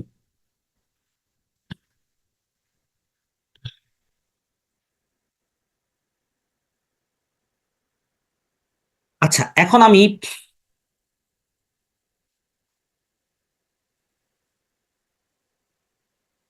আমি একটা সেন্টেন্স লিখি, যদি বলি I love my country, I love my country. আরেকটা লিখলাম ইট ইজ মাই শার্ট। আচ্ছা, এখন আসেন, এই যে এখানে আমরা মা ইউজ করলাম, এখানে মা ইউজ করলাম, এটা কোন পার্টস অফ স্পিচ? অবশ্যই প্রনাউন। তো প্রনাউনের মধ্যে কোন ধরনের প্রনাউন কেউ বলেন তো, কোন জাতীয় pronoun?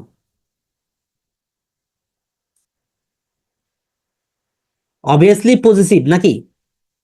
Positive pronoun. Positive pronoun. হ্যাঁ, পজিটিভ প্রনাউন। এখন কথা হলো পজিটিভ প্রনাউন ঠিকই আছে, কোনো ভুল নাই। যেমন এখানে ইট ইজ মাই শার্ট, এটা আমার শার্ট, এখানে পজিটিভ প্রনাউনেই বসাইছি, অসুবিধা নাই। সমস্যা কি জানেন, যে আমাদের কোশ্চেন যখন করে তখন কিন্তু অনেক সহজ প্রশ্ন, সব থেকে সহজ প্রশ্ন, যেমন আই লাভ মাই কান্ট্রি, এটা দিবে, এটা দিয়ে আপনাকে মানে আপনি মনে করছেন যে আচ্ছা এ তো পজিটিভ, ঠিকই তো আছে। এখন ওখানে অপশন আরো একটা থাকে, পজিটিভ থাকতে পারে, পজিটিভই থাকবে, উপরের দিকে পজিটিভ থাকবে, নিচে আরো একটা অপশন থাকবে, সেটা আপনি হয়তো দেখবেনই না, তড়িঘড়িতে করে দেখবেনই না। সেটা হলো পজিটিভ অফ ইন্টারেস্ট, একটু লিখে রাখেন, positive of interest. Positive of interest আর পজিটিভের পার্থক্য কি? পজিটিভ অফ ইন্টারেস্ট হলো আপনি অনেক সময় পজিটিভ প্রোনাউনগুলো খুব ফিল করে বলেন, গভীর অনুরাগের সাথে বলেন, বলেন না? মানে প্রচন্ড, মানে আপনার ভিতরে দেশপ্রেম জেগে উঠছে, আপনি খুব ইমোশনালি বলছেন। আপনি যখন খুব, যেমন আই লাভ মাই কান্ট্রি, এটা কি মানে ইউজুয়াল কথাবার্তা? ইউজুয়াল কথাবার্তা না তো। এটা হলো যে খুব ফিল করে বলা হয় যে আমি আমার কান্ট্রিকে খুব ভালোবাসি, আমার দেশ, আমার মা। আমরা যখন এইভাবে বলি তখন এটা পজিটিভ অফ ইন্টারেস্টে রূপান্তরিত হয়, নট পজিটিভ। আর ইট ইজ মাই শার্ট, আপনি কি শার্টের ক্ষেত্রেও এভাবে ফিল করে বলেন? আপনার একটা শার্ট হারায় গেলে কি হয়? কিছু হয়?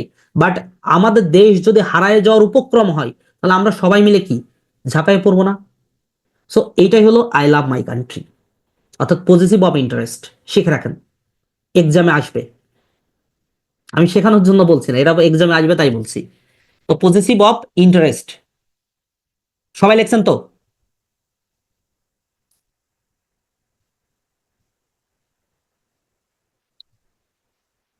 আচ্ছা, এখন আমি আরো একটা সেন্টেন্স লিখবো,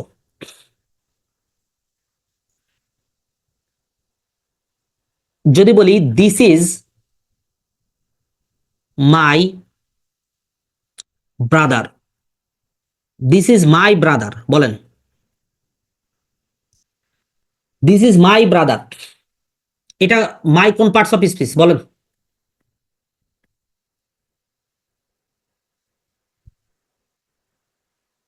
হ্যাঁ বলেন কি?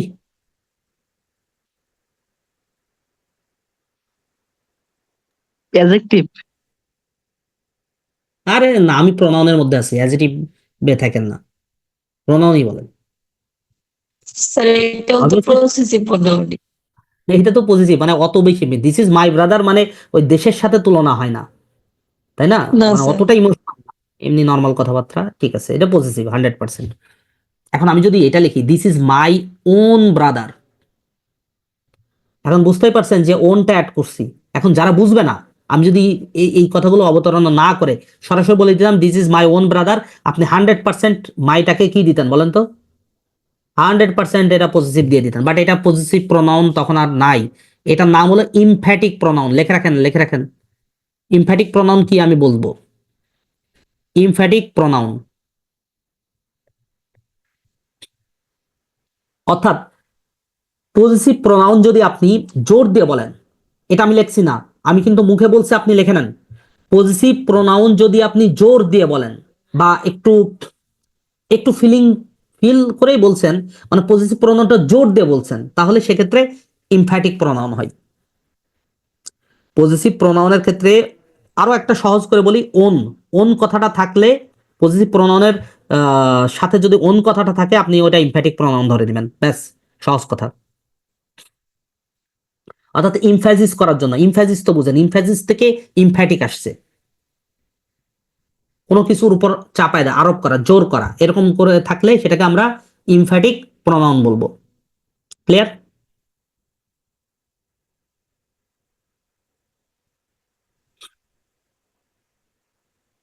ওকে,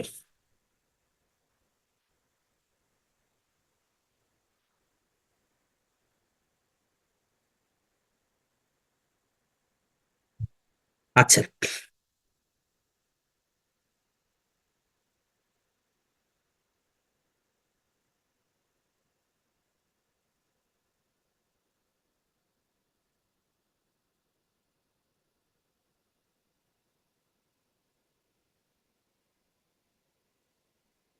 আচ্ছা, রেসিপ্রোকাল প্রোনাউন তো জানলেন না, রেসিপ্রোকালে কোনো প্রবলেম আছে কিনা?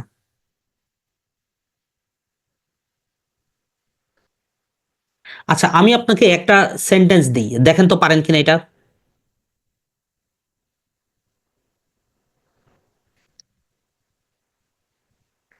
You and myself, you and myself went দেয়ার।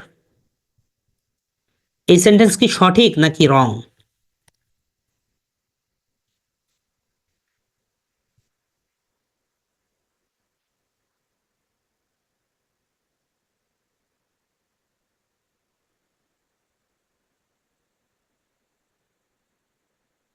একটু বলেন, এটা কি রং নাকি এটা সঠিক?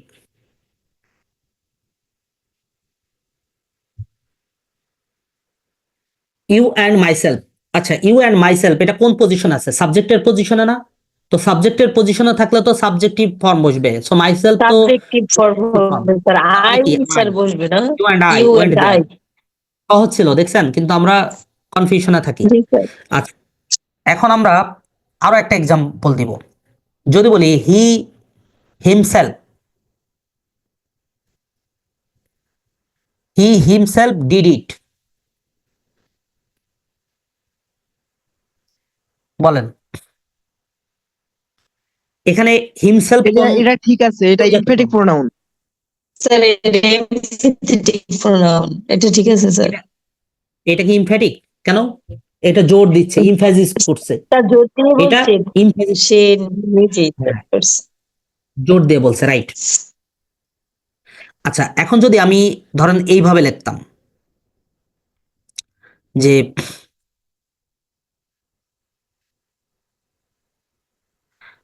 ধরেন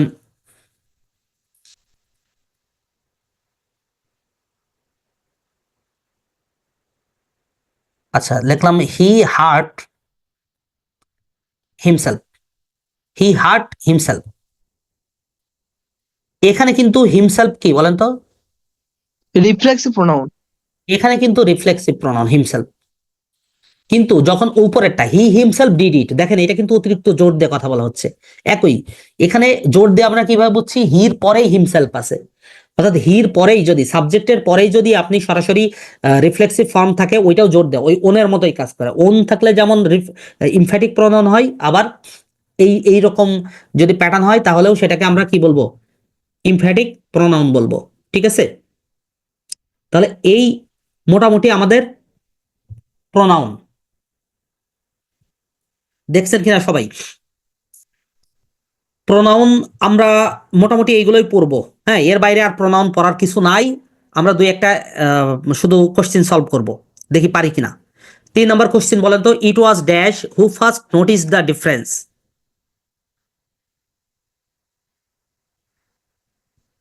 ইট ওয়াজ কি? আই হবে আই। কেন? কারণ ওই যে বি ভার্ব মনে থাকবে, যে বি ভার্ব অ্যাজ এবং দেন এইগুলোর ক্ষেত্রে আমরা সাবজেক্টিভ ফর্ম ইউজ করব। আচ্ছা, যদি বলি দে কেম আফটার ড্যাশ কামিং, পারা উচিত? বিসিএস এর প্রশ্ন, দে কেম আফটার ড্যাশ কামিং, মাই কামিং, মাই কামিং শুনতে Mine. যতই খারাপ লাগুক না কেন, কারণ কি? এটা প্রিপজিশন আছে এবং এটা কি? ফর্ম স্যার এখানে কামিং ভার্বের আগে স্যার, ভার্ব প্লাস আইএনজি আছে, এর আগে স্যার জেরান্ডের পসেসিভ পূর্বে কি ফর্ম। বসবে? জেরান্ডের পূর্বে পজিটিভ ফর্ম হইবে, সহজ কথা। আচ্ছা, এখানে অর্থ যদিও হচ্ছে না, অর্থ হবে না, বাট আমি এমনি তর্কের খাতিরে বলি। এই জাহিদ হাসান, আপনি আঁকাকি করছেন কেন? আমি নিজে আঁকাকি করে কুল পাই না, আপনি আবার আঁকাকি করলে কিভাবে? দেখেন এখানে কি বসাবো আমি, সরি, এখানে যদি আমি টু কাম বসাইতাম ধরেন, তাহলে কি বসাইতাম? অর্থাৎ তর্কের খাতিরে বলছি, যদি কামিং এর পরিবর্তে যদি টু কাম থাকতো তাহলে আমি কি বসাইতাম? মি বসাইতাম। কারণ মি আমরা কি করেছে, অবজেক্টিভ ফর্মের পূর্বে কি বসবে? ইনফিনিটিভ। সরি, ইনফিনিটিভের পূর্বে বসবে কি? Objective form. আমি ভুল বলছি। Objective form. হ্যাঁ, ইনফিনিটিভের পূর্বে বসবে অবজেক্টিভ ফর্ম। সো আমাদের এইগুলোই, এর বাইরে আসলে আর খুব বেশি দরকার নাই। তবে কতগুলো বেসিক মিস্টেকস আমরা করি, জাস্ট এক নজরে দেখবেন। এইগুলো এগুলো পারেন সবাই, কিন্তু পরীক্ষায় আসে এবং ভুলও করি আমরা। যেমন আমি যদি বলি একদম basic mistakes, Rahman always does her their its duty properly. বলেন তো কি হবে? এখন শুরু হয়েছে কি দ্বারা? রহমান দ্বারা দিয়ে না? রহমান কি সিঙ্গুলার না প্লুরাল? সিঙ্গুলার। So Singular. এইটার পরে আপনি তো দেয়ার বসাতে পারবেন না, পারবেন? না স্যার। ইটস তো বস্তুর ক্ষেত্রে ব্যবহৃত হয়, রহমান তো ব্যক্তি নির্দেশ করছে। সো ইটস বসাতে পারবেন না, স্যার। তাহলে আপনাকে আর বসাতে হবে। এখন আপনি বলবেন যে স্যার রহমান তো ব্যক্তি, স্যার, মানে এখানে ছেলে মানুষ। ছেলে আমি স্যার, বলি, হিজ এখন আপনি বসবে বলবেন না যে স্যার। ছেলে মানুষ, তাহলে হিজ বসানোর কথা। এখন কোশ্চিনে যদি এটা দেওয়া জি, থাকে স্যার। এইরকম, এখন রহমান আমাদের দেশীয় প্রেক্ষাপটে না হয় ছেলে মানুষ, অন্য কোনো দেশে তো মেয়ে মানুষ হইতেও পারে, বা তারা হয়তো মিন করছে মেয়ে মানুষ। এখানে তো হিজ নাই, তাই না? হিজ তো আর নাই। জি স্যার। এখানে অ্যাপ্রোপ্রিয়েট অ্যান্সার কোনটা? আপনি যত লজিকই দেন না কেন, না স্যার রহমান হলো ছেলে মানুষ, এই লজিক খাটবে না। বুঝতে পারছেন? সো এই স্যার, বেসিক বাকি দুটো মিস্টেকস গুলো অপশন লক্ষ্য বাদ রাখবেন। দিলে তো স্যার একটাই থাকে। হ্যাঁ সেটাই, শুধু এইটার জন্য স্যার, না, আপনাকে দেয়ার এরকম বসবে চিন্তা না, করতে ইটও বসবে না, তখন তো স্যার হারই হবে। থাকে তাহলে তো বাকি। আর থাকবে, রাইট। এবার আমরা এই এক্সাম্পলটা দেখি। If a student studies hard, শুরু হয়েছে এই স্টুডেন্ট, এটা কি সিঙ্গুলার দিয়ে না? এবার দেখেন you are sure to succeed, তাহলে কি হবে? ইফ এ স্টুডেন্ট, আপনি ইফ এ স্টুডেন্ট, এটা একটা একটা স্টুডেন্টকে বোঝানো হচ্ছে। সো আপনি এখানে ইউ, তোমাকে কেন, এখানে আপনি প্রোনাউন রেফারেন্সে ভুল করছেন না? এখানে প্রোনাউন যে রেফারেন্সিং আমরা করলাম, সেই রেফারেন্সিং এ ভুল করছি। রেফারেন্সিংটা কি হবে বলেন তো? এখানে হি অথবা শি হওয়ার কথা, হি হি হতে অথবা, পারে। তাই তো? এখন তাহলে হি বা শি যদি হয়, ইফ স্টুডেন্ট স্টাডিজ হার্ড, তাহলে হি বা শির পরে তো আর বসাইতে পারবেন না, পারবেন? কি বসাইতে হবে? Is. Sir, is is succeed. Sir. তো প্রনাউন রেফারেন্সিং এর সাথে সাথে আপনাকে ভার্ব অর্থাৎ সাবজেক্ট ভার্ব এগ্রিমেন্টটাও লক্ষ্য রাখতে হবে। যেমন আমি যদি এটা বলি, the baby is crying for dash mother, বেবির ক্ষেত্রে আমি একটু আগে বলছি মহিলা এবং শিশুর ক্ষেত্রে ইটস বসানো যায়, ইটস মাদার। বুঝতে পারছেন? সো এরকম বেসিক কিছু প্রবলেম থাকবে, এই প্রবলেমগুলো আমরা যেন ভুল না করি। এইটা একটু দেখাই দিই। The headmaster and secretary left for their destination, বলেন কি হবে?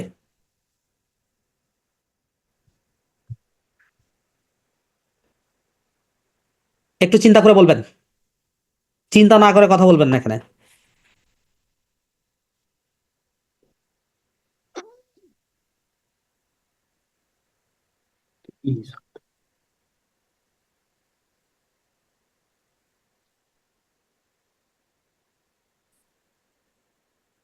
দেখেন, দ্য হেডমাস্টার অ্যান্ড সেক্রেটারি, এখানে যিনি হেডমাস্টার, এখানে বোঝাচ্ছে যিনি হেডমাস্টার তিনি সেক্রেটারি, দুইজন একই ব্যক্তি। তার মানে মূল ব্যক্তি তাহলে কয়জন? তো একজন। হিজ বসবে স্যার।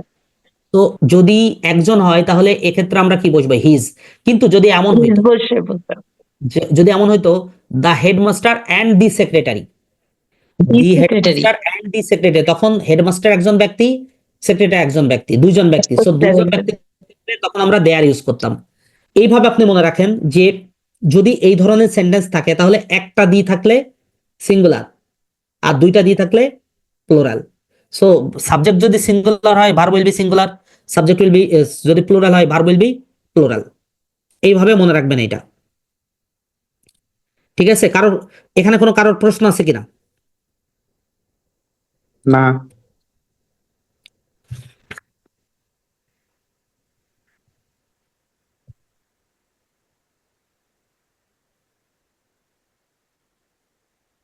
আচ্ছা, তাহলে আমরা এই এই প্যাটার্ন গুলো বুঝে ফেললাম, আমাদের আশা করি কোনো প্রবলেম হবে না এখানে। এখন আমি আরো একটা এক্সাম্পল, প্রনাউন আমরা শেষের দিকে চলে আসছি, তবে একদম শেষ করি নাই, আমরা একটু করে দেখি। আচ্ছা ধরেন আমি আপনাকে একটা সেন্টেন্স লিখলাম, হ্যাঁ, ধরেন লিখলাম ইউ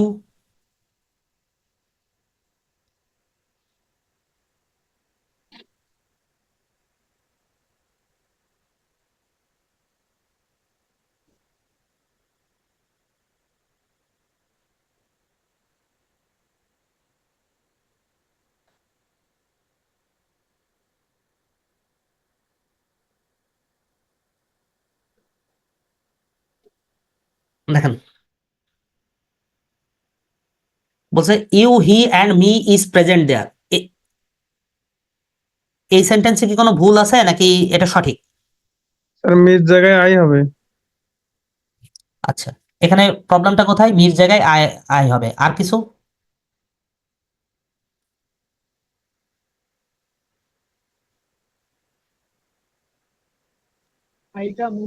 আর কিছু?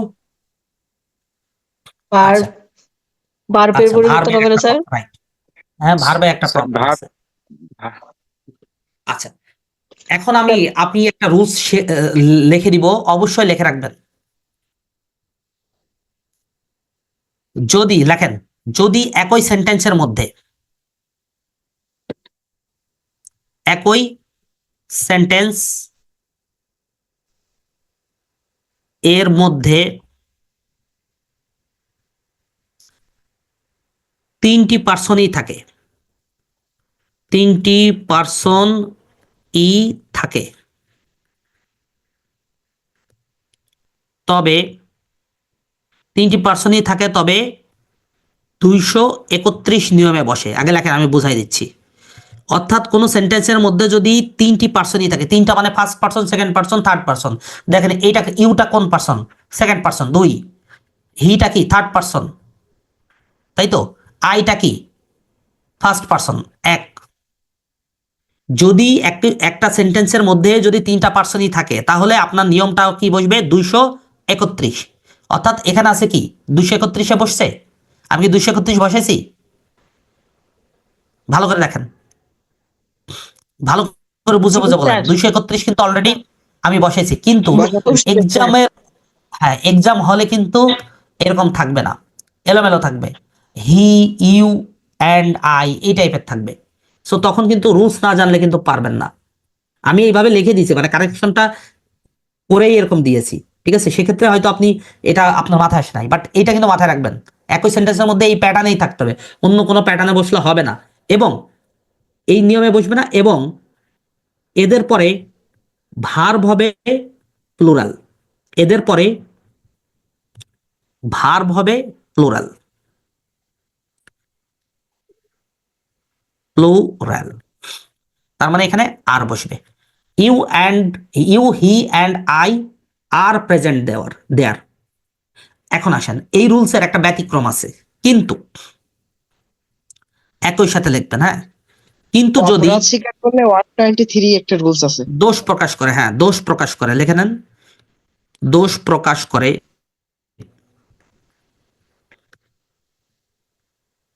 তবে যদি দোষ প্রকাশ করে তবে 123 নিয়মে বসে, 123 নিয়মে বসে, এবং এদের পরেও ভার্ব হবে প্লুরাল। 123 নিয়ম মানে কি? প্রথমে আই বসবে, তারপরে ইউ বসবে, and he. I, you and he are to blame, are to blame. বুঝতে পারছেন?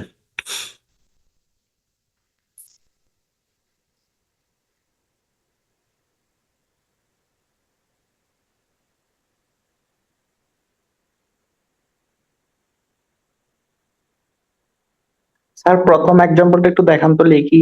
এক্সাম্পলটা লিখতে হবে। You, he and I are present দেয়ার।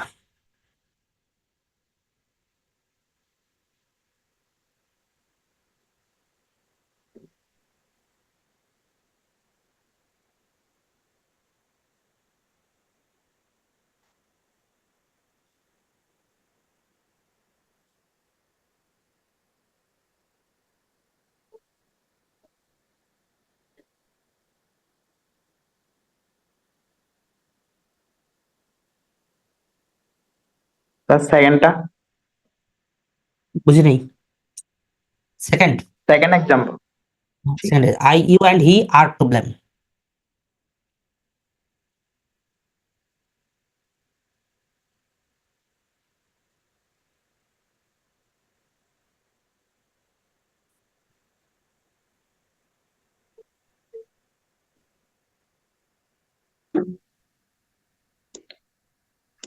আচ্ছা এখন আসেন, অনেক মানে জটিল জটিল এক্সামে একটা এক্সাম, এই ধরনের এক্সাম প্রায় আসে, আর এখানে আমরা একটু ভুল করে ফেলি। আমি একটা সেন্টেন্স লিখি, আমি যদি বলি I need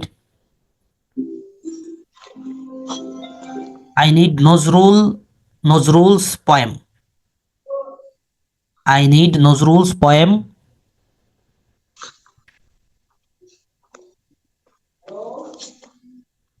who are a great point. Great point, এই সেন্টেন্সটা কি কারেক্ট নাকি incorrect? I need Nazrul's poem who are a great point.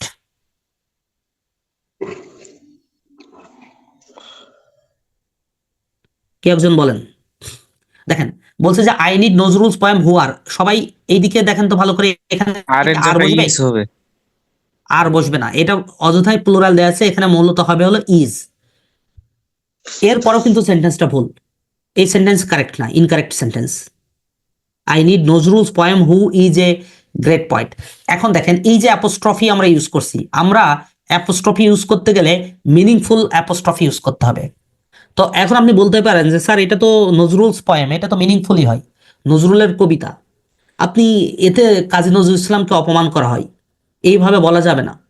সব ক্ষেত্রে আপনি এটা বলতে পারবেন না, বুঝতে পারছেন? আপনি এটা বলতে পারেন স্টুডেন্টস বুক, সেটা আলাদা কথা, স্টুডেন্টের বই, কিন্তু কাজী নজরুল ইসলাম আমাদের গ্রেট পয়েন্ট, আমাদের ন্যাশনাল পয়েন্ট, ওনাকে অসম্মান করে বলতে পারবেন না।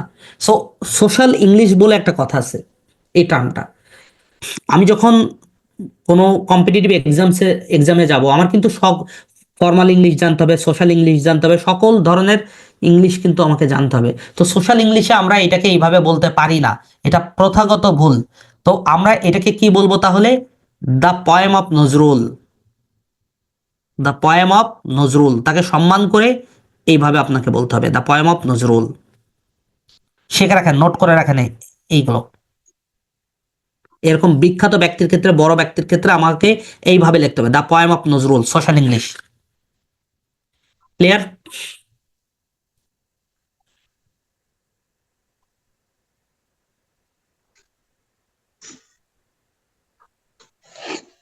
হয়েছে?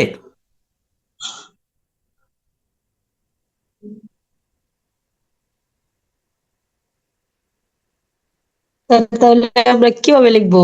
এভাবে sir, I need the poem of Nazrul who is a great poet. হ্যাঁ, I need the poem of Nazrul who is a great point. আচ্ছা স্যার।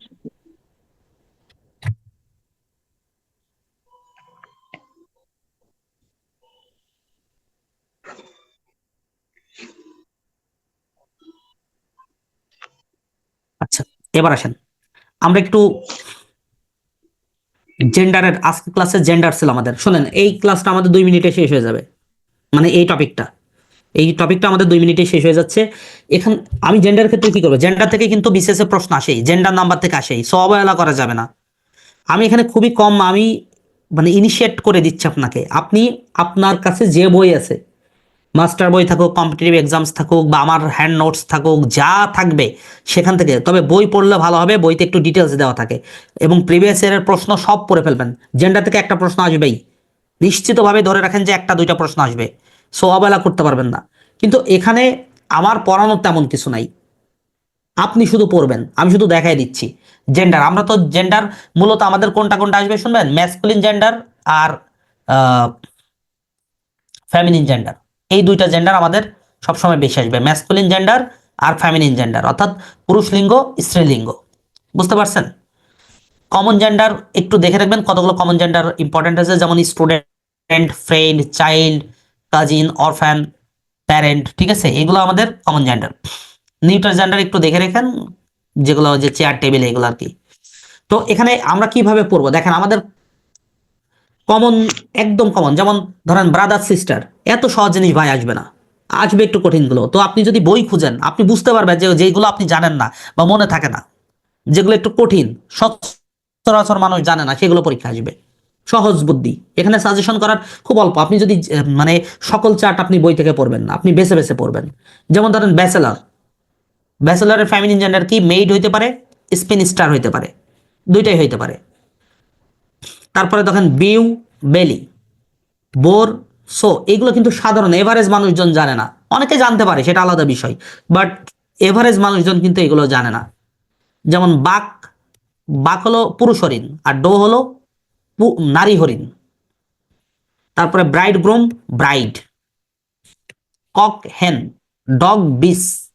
সো এইগুলো একদম আমাদেরকে একদম মুখস্থ, একদম ঠোঁটস্থ করে ফেলবেন, একদম মুখস্থ। এখানে দেখেন নিয়ম কানুন আছে ভাই, নিয়ম কানুন পরে এগুলো পারবেন না আপনি। নিয়ম কানুন, এই যে লাস্টে অর আছে, এর আছে, রো আছে, এগুলো থাকলে আমরা কি করি? রেস যুক্ত করি, ডাবল এস যুক্ত করে দিই, বা ই ডাবল এস যুক্ত করে দিই। এত কিছু নিয়ম পড়ার দরকার নেই। নিয়মগুলো আপনি এক নজরে মুখস্থ রিডিং পড়বেন, বাট আপনি মুখস্থ রাখবেন এগুলো। Actor, actress, hunter, huntress, director, directress বা ডিরেক্ট্রিক্স হয়, ট্রিক্স, এটা মাথায় রাখবেন একটু। এনচেন্টার, এনচেন্ট্রেস, গভর্নর, গভর্নেস, এই যে এগুলো দেখেন খুব আসে এই টাইপের জিনিস। অ্যাডমিনিস্ট্রেটর, টর, টর হলো চেঞ্জ হয়ে ট্রিক্স। জার, জারিনা, ডন, ডন, ডনা, বুঝতে পারছেন? একদম এগুলো মুখস্থ রাখবেন। যেমন এই যে Abbott, Abyss, emperor, empress, master, miss. Miss, আপনার বইতে যা থাকবে এক কথায় আপনি এগুলো একদম মুখস্থ ঠোঁটস্থ রাখবেন। আমি আবার বলে দিচ্ছি, জিরান্ড আপনি আমরা যতটুকুই পড়ি না কেন, জিরান্ড থেকে আপনি একটা বা দুইটা প্রশ্ন নিশ্চিতভাবে কমন পাবেন। এবং এই প্রশ্নগুলো ভুল করা মানে আপনি প্রিলি দৌড় থেকে আউট হয়ে গেলেন। কিছু কমন কোশ্চেন হয় সকল সাবজেক্টেরই, ওইগুলো কোনোভাবেই ভুল করা যাবে না। ভুল মানে মহাপাপ, ওইগুলো ভুল মানে আপনি প্রিলির দৌড় থেকে ছিটকায় গেলেন। এইগুলো মাথায় রাখবেন। আপনি ইংলিশে এরকম দুইটা ভুল করলেন, বাংলায় দুইটা ভুল করলেন, ম্যাথে তিনটা ভুল করলেন, এরকম করতে করতে দেখবেন যে 15-20টা ভুল হয়ে গেছে, নেগেটিভ মার্কিং হয়ে গেছে। যেগুলো ধরে আপনি চিন্তা করছিলেন 120 হবে, নেগেটিভ মার্কিং খেয়ে নাম্বার 90-তে দাঁড়াচ্ছে। সো তখন আপনি মনে করবেন কি রে, আমি 110টা কারেক্ট করলাম, 115টা কারেক্ট করলাম, আমার টিকলাম না কেন? টিকলেন না কারণ ওই যে ওইটা, এই কমনগুলো ভুল করে আসছেন আপনি, এবং খুবই কনফিডেন্ট ছিলেন যে আপনি এগুলো পারবেন। বুঝতে পারছেন?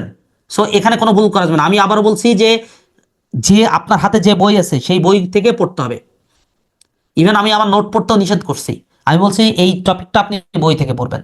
প্রিভিয়াস ইয়ার কোশ্চেন একদম মুখস্থ, ঠোঁটস্থ, কণ্ঠস্থ।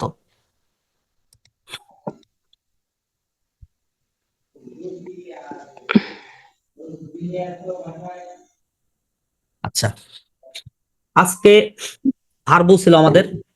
ভার্ব, ভার্ব নিয়ে যতটুকু পারি একটু পড়াবো, ঠিক আছে?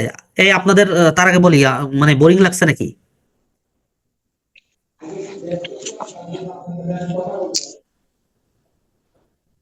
দুই একজন বলেন। স্যার খাওয়া দাওয়া করি নাই, ক্ষুধা লাগছে একটু। আমিও খাই নাই ভাই, আমি সারাদিন অফিস করছি। সারাদিন অফিস করার পরে বাসায় আসতে পারি নাই। কোচিং এ আমার পার্সোনাল অ্যাডমিশন টেস্টের ব্যাচ আছে, ওখানে 2টা ক্লাস নিছি। ক্লাস নিয়ে মনে হয় বাসায় এসে 5-7 মিনিটও হয় নাই, আমি মানে কোনো রকম চেঞ্জ করে আপনাদের সামনে বসছি। মানে আমি দুপুরে অফিস থেকে লাঞ্চ করছি আপনার, তারপরে হলো আহ, মানে খেয়েছি, তারপরে আর আমি খাই নাই। মানে লাস্ট খেয়েছি মানে 3টা বা 3:30টার দিকে, তারপরে কিছুই খাই নাই, পানি ছাড়া। সো একটু কষ্ট করে পড়তে হবে। পড়াশোনা এরকমই ভাই, এই যে আপনি এখন এইগুলো কষ্ট করছেন না, খেয়ে না খেয়ে পড়তেছেন, এইগুলোই কাজে লাগবে। এবং দেখেন, আমি জানি না আপনারা কোন পরিস্থিতিতে মানে অনেক মানে আমি আমি নিজেও কম বেশি ফেস করেছি, আমার অনেক বন্ধু বান্ধবও ফেস করেছে। যে অনেকেই, আমার এক বন্ধু আছে, সে কখনো ইয়েতে যায় নাই, মানে আহ বাড়িতে ঠিকভাবে যায় নাই, প্রায় 2-3 বছর যায় নাই। এখন বাড়িতে যাবে না বিষয়টা এমন না, একটা চাকরির পরীক্ষার জন্য কেউ বাড়িতে না যাক এটা কাম্য না, আমি এটা চাইও না। কিন্তু সে যায় নাই, তার যে কোনো ফিলিং থেকে হোক বা ইমোশন থেকে হোক সে যায় নাই। সে 43-তে যখন সে ক্যাডার হয়েছে তখন সে গেছে, মানে তখন সে যাতায়াতটা নিয়মিত করছে। এর আগে টুকটাক তার বাবা মার সাথে গেছে, মানে ওইভাবে আসলে সবাইকে এক্সপোজ করে নাই। তো এইটাই বিভিন্ন কারণে আসলে আমরা যারা মিডল ক্লাস ফ্যামিলি, মানে lower middle class family belong করি, আমাদের মানসিক অবস্থা এরকম হয়েই যায়। এটা ঠিক না, এটা উচিত না। আমি বলছি না এটা উচিত, উচিত না, কিন্তু এটা হয়েই যায়। স্যার, আমি মূলত এখন মনে করেন অনার্স সেকেন্ড ইয়ার আছি, সেকেন্ড ইয়ার ফার্স্ট সেমিস্টার, মানে শাহজালাল ইউনিভার্সিটিতে। তো আচ্ছা, এখন থেকে এগুলা মানে চর্চা রাখার চেষ্টা করতেছি, এগুলো কি ফ্রুটফুল হবে পরবর্তীতে? হ্যাঁ, ফুটবল হবে না কেন?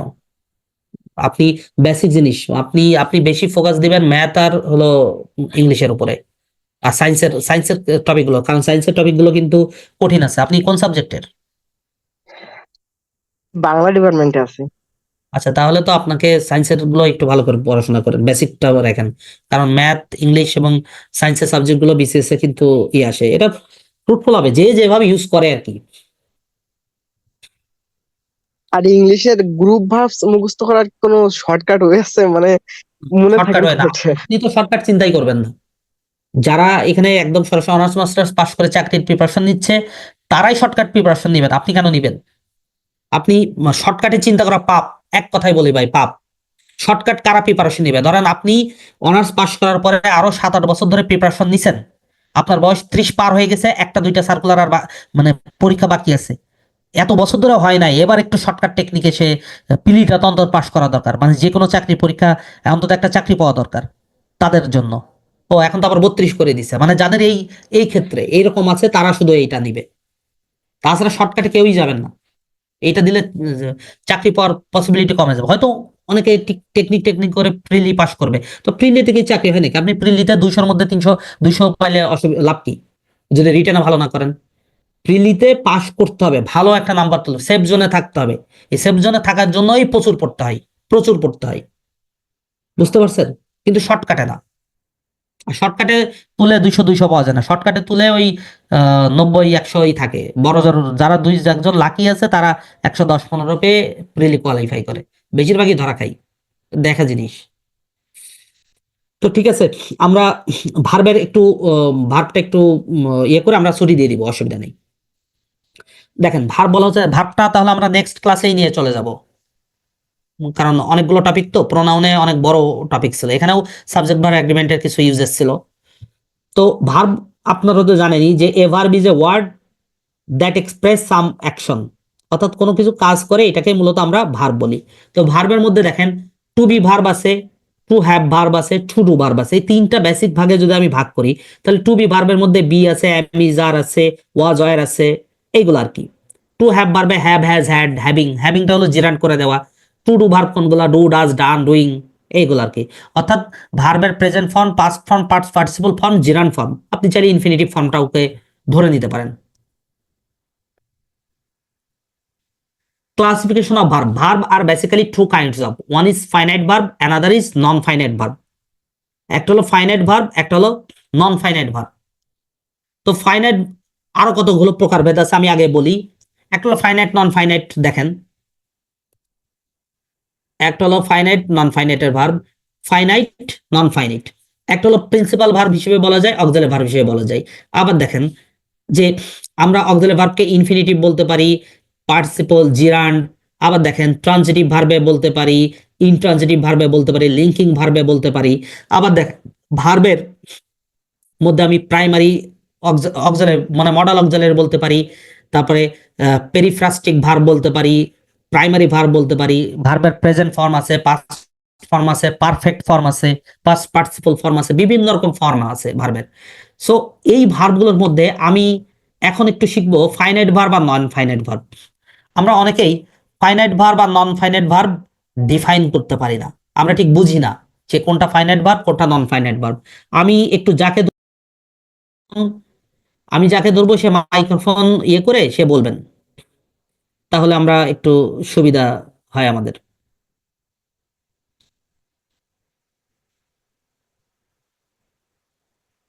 নিশাদ বলেন একটু।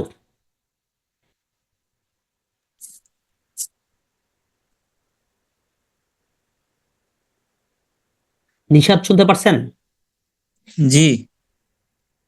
একটু finite verb non finite verb সম্পর্কে কোনো আইডিয়া থাকলে দেন আমাদেরকে। আমরা আজকে এই একটা টপিকই পড়বো, ভয় নাই, এই একটা টপিক পরে আমরা ক্লাস ক্লোজ করব।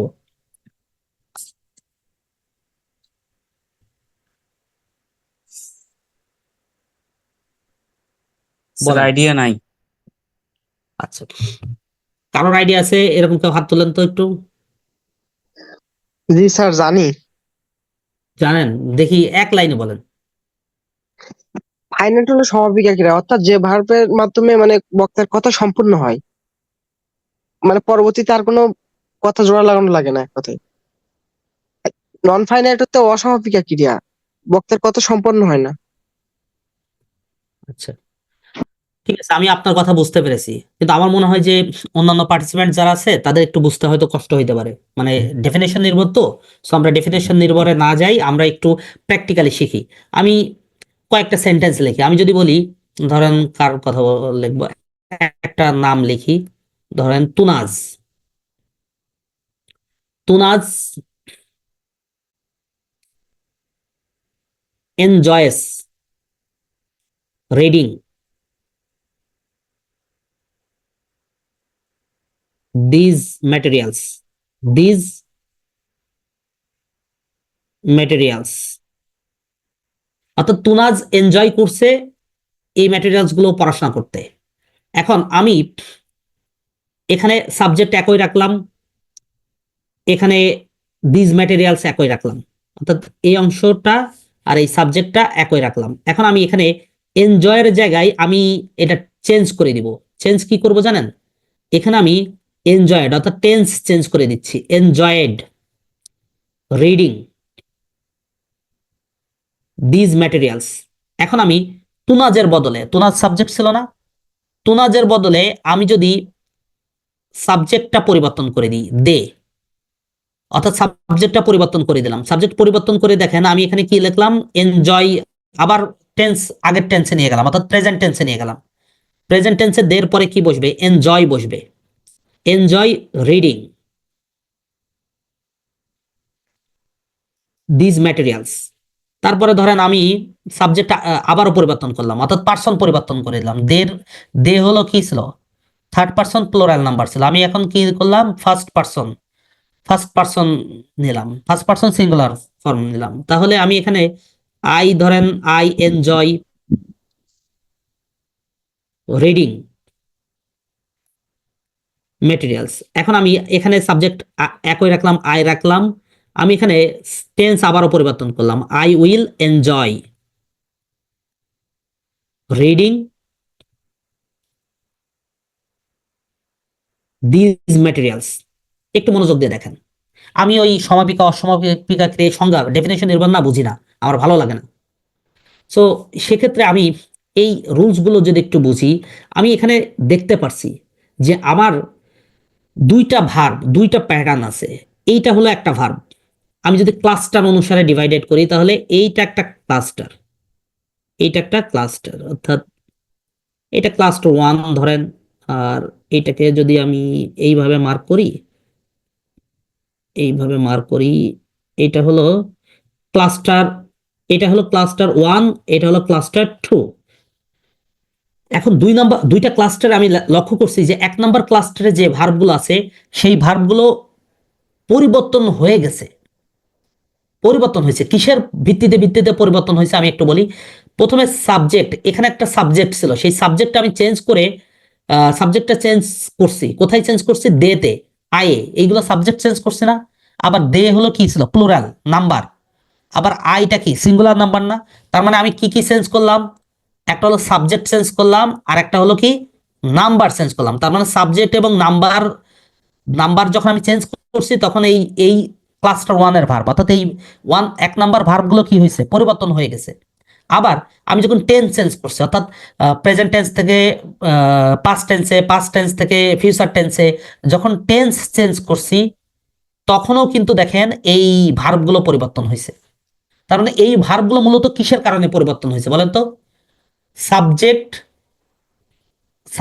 পার্সন, এখানে পার্সনও লিখে দিতে পারেন, সাবজেক্ট বা পার্সন, সাবজেক্ট পার্সন নাম্বার এবং টেন্স অনুসারে আমি আবার বলি, সাবজেক্ট, পার্সন, নাম্বার এবং টেন্স অনুসারে এই ভার্বগুলো পরিবর্তন হয়েছে।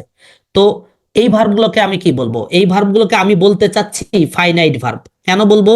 কারণ ফাইনাইট ভার্বের বৈশিষ্ট্য, ক্যারেক্টার অনুসারে যদি আমি চিন্তা করি, তাহলে আমি এইটুকু বলতে পারি। আপনারা লিখে নেন, যে ভার্ব, আমি লিখবো না, আপনারা লিখে নেন, যে ভার্ব সাবজেক্ট, পার্সন, আমি আবার বলি, যে ভার্ব সাবজেক্ট, পার্সন এবং টেন্স অনুসারে পরিবর্তন হয় তাকে আমরা ফাইনাইট ভার্ব বলি। লিখে ফেলেন, যে ভার্ব সাবজেক্ট, পার্সন, নাম্বার এবং টেন্স অনুসারে পরিবর্তন হয় তাকে আমি কি বলবো? ফাইনাইট ভার্ব বলবো। ক্লাসটা 2, যে ভার্ব সাবজেক্ট, পার্সন, নাম্বার এবং টেন্স অনুসারে পরিবর্তন হয় না, দেখেন এই ভার্বগুলো কিন্তু পরিবর্তন হয়নি, যে ভার্বগুলো পরিবর্তন হয় না তাকে বলবো non finite verb. Non finite verb, বুঝতে পারছেন? অর্থাৎ সাবজেক্ট, পার্সন ও নাম্বার ও টেন্স অনুসারে পরিবর্তন হইলে সেটা ফাইনাইট ভার্ব, আর যেগুলো এগুলো অনুসারে পরিবর্তন হয় না, অর্থাৎ আপনি যতই সাবজেক্ট চেঞ্জ করেন, পার্সন চেঞ্জ করেন, নাম্বার চেঞ্জ করেন, টেন্স চেঞ্জ করেন, ওই নন ফাইনাইট ভার্ব কোনোভাবে পরিবর্তন হবে না, সে রিডিং রিডিং রিডিং ওইগুলাই বসবে। বুঝতে পারছেন? শর্টকাটে যদি আমি বলি, আপনার কোন সেন্টেন্সের মেইন যে ভার্ব থাকে সেটা হয় ফাইনাইট ভার্ব, আর জিরান্ড বা ইনফিনিটিভ যেগুলো থাকে, জিরান্ড বা ইনফিনিটিভ বা পার্টিসিপল, প্রেজেন্ট পার্টিসিপল, এই ভার্বগুলো আকারে যেগুলো বসে সেটা হলো মূলত non finite verb. So non finite verb মূলত কি? জিরান্ড, পার্টিসিপল এবং ইনফিনিটিভ। জিরান্ড, পার্টিসিপল এবং ইনফিনিটিভ মাত্রই নন ফাইনাইট ভার্ব। এবার বলেন সবাই, এইটুকু বুঝতে পারছেন কিনা? এইটুকু বুঝতে পারছেন কিনা আমাকে বলেন সবাই। স্যার আরেকবার একটু বলেন। আচ্ছা, এই যে আপনি জাস্ট আমার লেখাগুলো দেখেন, আমার ক্লাস নোটটা দেখেন, আমি দেখাচ্ছি যে এই যে 1 নাম্বার ক্লাস্টার 1-এ যে ভার্বগুলো আছে সেগুলো পরিবর্তন হয়ে গেছে। কিভাবে পরিবর্তন হয়েছে? সাবজেক্ট আমি চেঞ্জ করে দিচ্ছি, পরিবর্তন হয়েছে ভার্ব। পার্সন চেঞ্জ করে দিচ্ছি, পরিবর্তন হয়েছে। নাম্বার চেঞ্জ করে দিচ্ছি, পরিবর্তন হয়েছে। টেন্স চেঞ্জ করে দিচ্ছি, সেটা পরিবর্তন হয়েছে। তার মানে যে ভার্বগুলো সাবজেক্ট, পার্সন, নাম্বার এবং টেন্স অনুসারে পরিবর্তন হয় সেটা ফাইনাইট ভার্ব। আর দেখেন রিডিং রিডিং রিডিং, এগুলো তো, এগুলোর ক্ষেত্রেও দেখেন প্রত্যেকটার ক্ষেত্রেই সাবজেক্ট, পার্সন, নাম্বার এবং টেন্স পরিবর্তন হয়েছে না? হয়েছে তো। কিন্তু তারপরেও কি ক্লাসটা 2 পরিবর্তন হয়েছে? হয়নি। তার মানে যে ভার্ব সাবজেক্ট, পার্সন, নাম্বার এবং টেন্স অনুসারে পরিবর্তন হয় না তাকে বলা হয় নন ফাইনাইট। আমি যদি এখন শর্টকাটে বলতে চাই সেক্ষেত্রে হলো মেইন ভার্ব, একটা সেন্টেন্সের মেইন ভার্ব। দেখেন, তুনাজ এনজয়স রিডিং দিস ম্যাটেরিয়ালস, এখানে মেইন ভার্ব কিন্তু তুনাজ, সরি এনজয়। মেইন ভার্ব কোনটা? এনজয়। তার মানে মেইন ভার্ব গুলো হলো মূলত যেগুলো পরিবর্তন হয় সেটা হলো ফাইনাইট। ফাইনাইট হলো পরিবর্তন হয়, যে কোনো কারণে পরিবর্তন হইতে পারে। আর নন ফাইনাইট যা পরিবর্তন হবে না। এনজয়ের পরে আপনি এনজয় বলেন, এনজয়েড বলেন, এনজয় বলেন, ও যেভাবে চেঞ্জ করেন না কেন রিডিং রিডিংই থাকবে।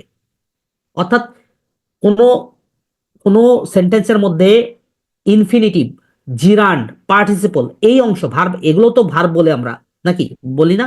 মডালের মধ্যে বলি, ইনফিনিটিভ বলি, জিরান্ড বলি, পার্টিসিপল বলি, এই যে ভার্বগুলো আছে এই ভার্বগুলো হলো মূলত নন ফাইনাইট ভার্ব। এবার কি বুঝতে পারছেন আমার কথা?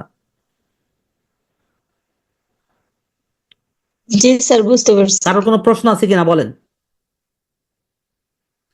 তো আমাদের আজকে ক্লাস এটাই। আমরা নেক্সট ক্লাস ইনশাল্লাহ আমরা ভার্ব নিয়েই কথা বলবো। ভার্বের অনেক, নেক্সট ক্লাসও ধরেন 1.5 ঘন্টার উপর, প্রায় 2 ঘন্টার কাছাকাছি যাবে।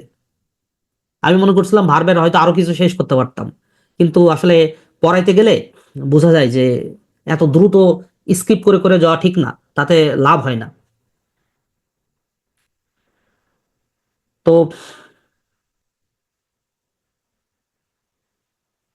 আর কোনো প্রশ্ন আপনাদের?